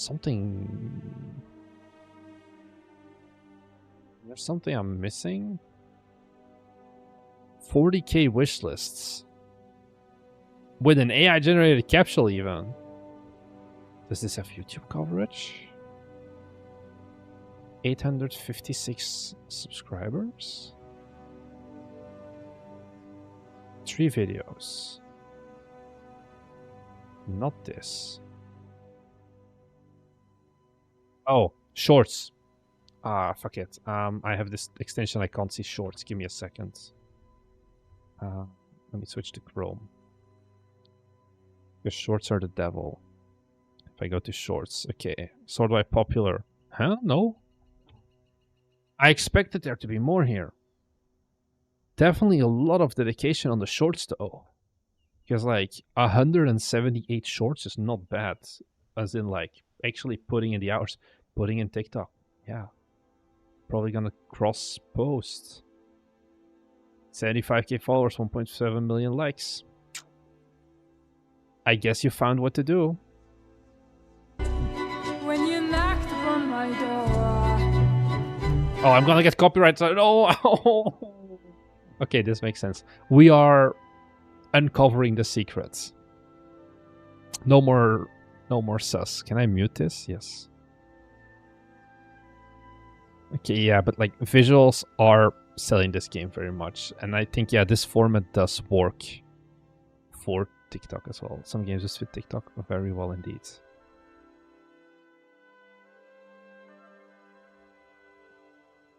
What? See, wish list by country? Oh, only Brazil really likes this apparently. I'm just surprised about the capsule. You've got so much good, and you know, the visuals are really solid. Welcome to the land of Elementia, where the very fabric of existence is woven from the elements themselves. In this expansive universe, this misses sound effects. This trailer. Once again, maybe this is not the goal right now. I would change the key art absolutely instantly, first priority. And then I would redo the trailer the elements are not mere so it has forces. combat sound effects. They should make it with the game art. Yeah, I think at this point, like with this style of art, you could just make it with the game art. Because it's also not like 8-bit pixel art, so yeah. I think most people don't care. I don't know when the capsule art is like this blatant though. Maybe. Rework on page and capsules right before demo release. Yeah, I think if you want this to pop up on Steam itself as well, I would maybe look at that. What has Ahmed been doing for the rest? This is the itch.io assets. I recognize these. This game. Key basic, and then okay, this one demo also. Yeah, so it's just Legends of Elementia that's doing really solid. TikTok apparently is the way to go. So solid. Good job. 40k wish list. You made it. Especially for Turkey. It's good money there. Do you have anything else? Sheets of Acres. No, we got 3 games. Oh, it's 7. Do you guys have any spicy questions still? Some Q&As or something like that we can pull in? I don't want to wrap up the stream just yet, but maybe soon. Or if you can throw me on our Steam page, I'll take a look at it. But maybe I'm gonna do a dedicated Steam page stream as well. Maybe let's play some League. I have some... Let me see if I can find it.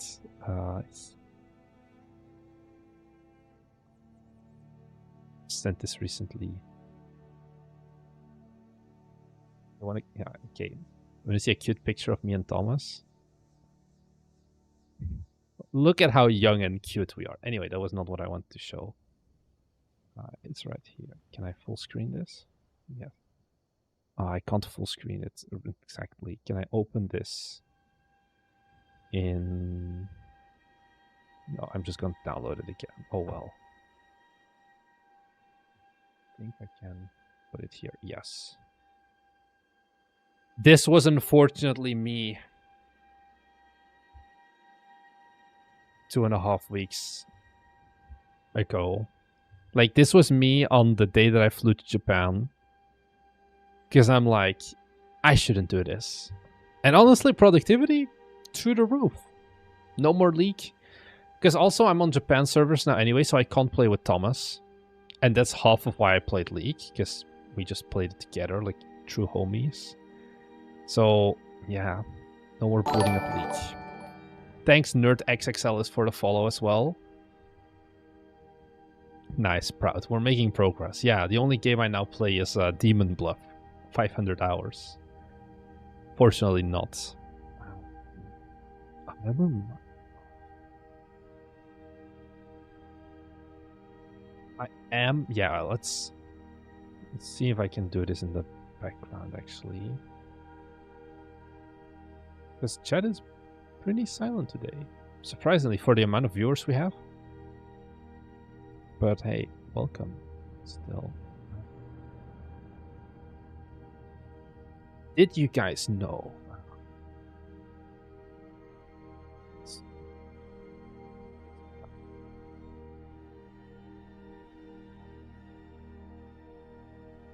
One day I'll be spamming my Steam page at you. Also prime time? What do you mean prime time? No prime time. But I do like you. I like your initiative, Jeroxia.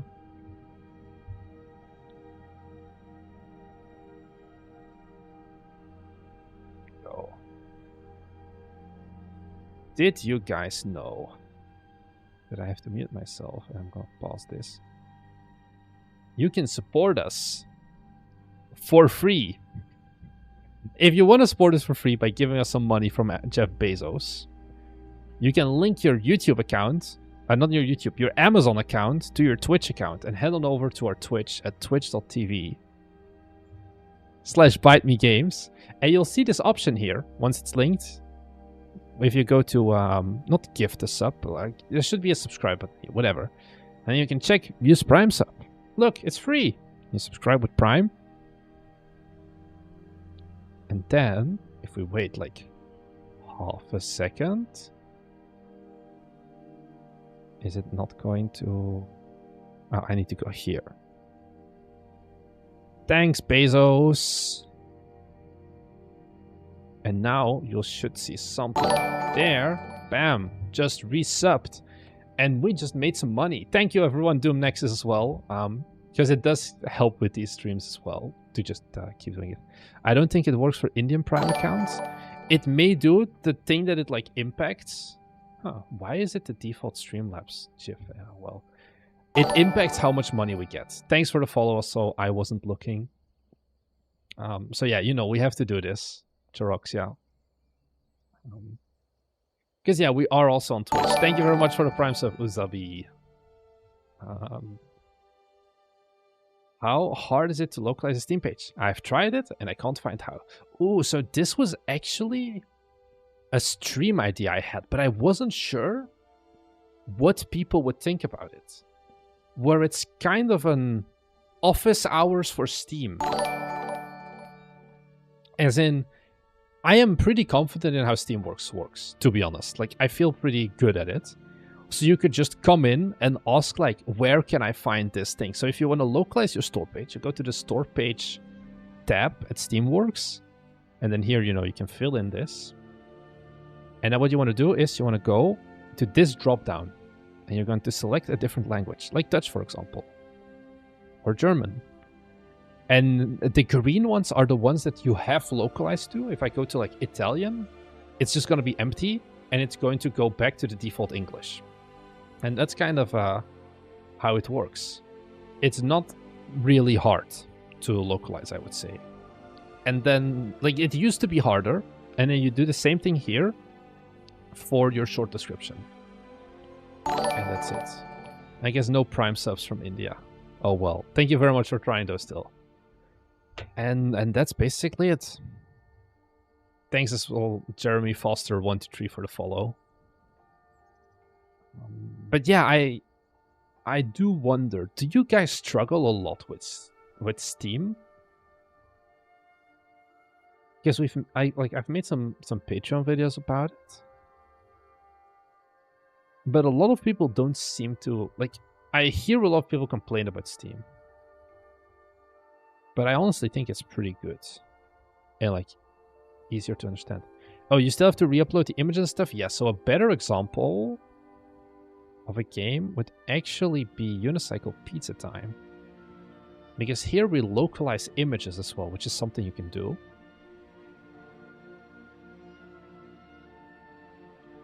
Oh, is this kind of broken now? I'm not sure. Is it broken? In here as well? Please don't tell me it's broken here as well. No, okay, so it still works here. So here we have these images for our titles, like different environments. And as you can see, if you go all the way down here, you have like your custom images where you can upload like your GIFs and then other stuff. And then if you go to like French, this is going to be different. So here you can go to localization. Oh, you can change it now. This is new. Language specific versions. So I still just had different images assigned. But yeah, it's not that hard normally to localize to different languages. Oh, you can preview how the game looks on. This is also new. How it looks on like Steam Deck or Big Picture mode, desktop and client. I also noticed how you localize in game. You use Unity's native localization package, yeah, or you can use I to localize, but honestly the default one is good. These icons are new as well. See discount history. This is a new page, I feel. Next available discount date, April 1st, 2026. Yeah, because we scheduled everything for next half year.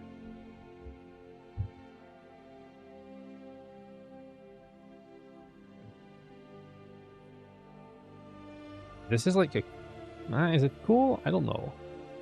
It's an interesting page. And then this is just the default unit, just pricing, yeah. Oh, let's do this together as well. Let's go to SteamDB for this. I don't want to go. Oh well. No. Unicycle Pizza Time. Okay, so Polish zloty is currently at 18. How much is 5 USD to PLN? 18. Okay, so we're gonna make this 16.99. So Poland has a problem. Okay, that sounds weird. Where Steam is absolutely shafting the default rates.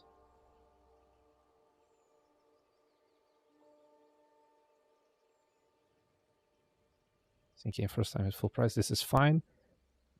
Where I was looking at, I think recently, like Chess Survivors, like a game by Aramus.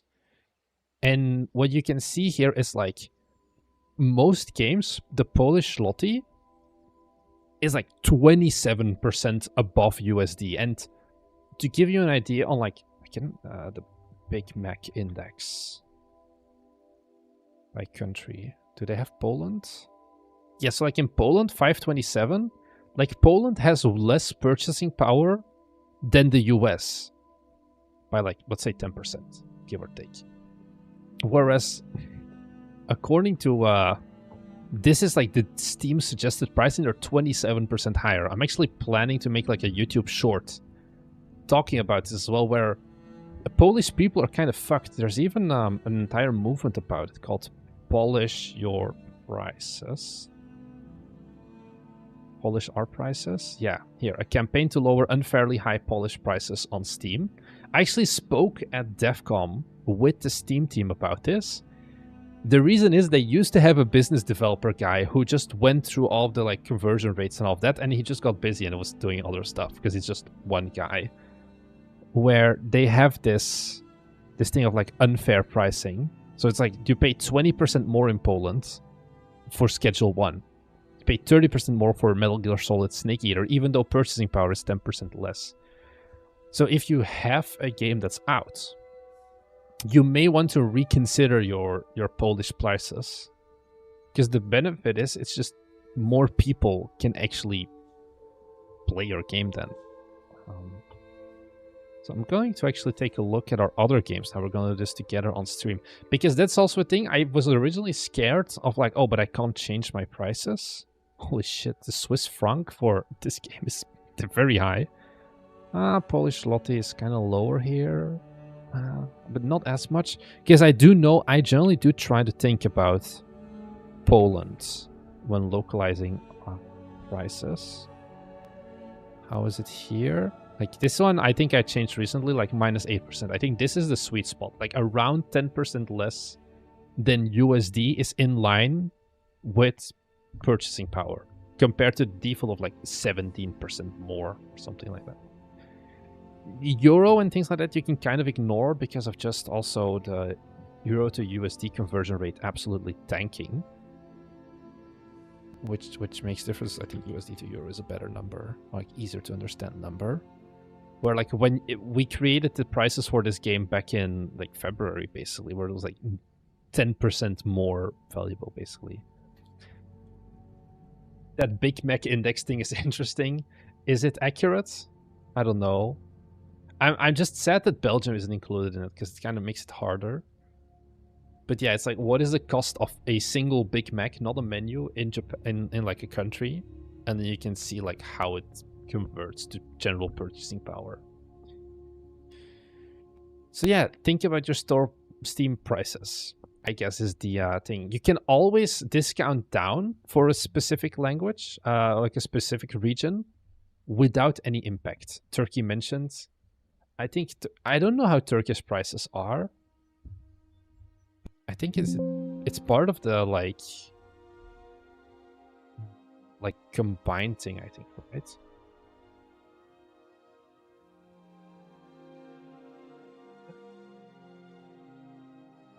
Oh yeah, no lira. Oh well, I don't know how Turkey works. Maybe it's something that you come to. But basically, you can always discount your prices down. If you ever feel like, oh, currency conversions are bad, it says it here. Yeah, I think you're going to be part of MENA for Turkey. Yeah, it's 50% off indeed. So like, as long as you don't go up in price, it also does not impact your discounts. Because that was something that I was originally worried about. But it's actually not really a problem. So yeah, that's the pro tip. Because Poland is a very big gaming audience at the end of the day. So having realistic prices, it's not going to lose you money. It's going to make it easier because also you're competing with less. Because every other game is going to be like disgustingly over expensive if they use the default Steam pricing. Like what is a... I'm just curious, what's like a recent game that is not... Okay, this is not an adult-only game. Hold Me Tight, Oni-chan. Okay, it is an adult-only game. Well, like Call LLC. I'm just curious. This looks like a default incremental game from like a smaller-ish developer made in Godot. Let's go. Go to pricing. Yep, like this is Steam default pricing plus 25%, baby. Smart enough to use Godot, not smart enough to check the prices and make them more in line with actual purchasing power, which means that they're probably going to lose out on a lot of Polish sales for this game because it's just unrealistic to pay the converted $17, whereas the USD game is $13.49 currently. So yeah, that was my little PSA. Godot. I do wonder how they... I think it's because we give them keys for you, like, and they can check the files. But hey, Godot. Godot mentioned Jeroxia. You better be happy.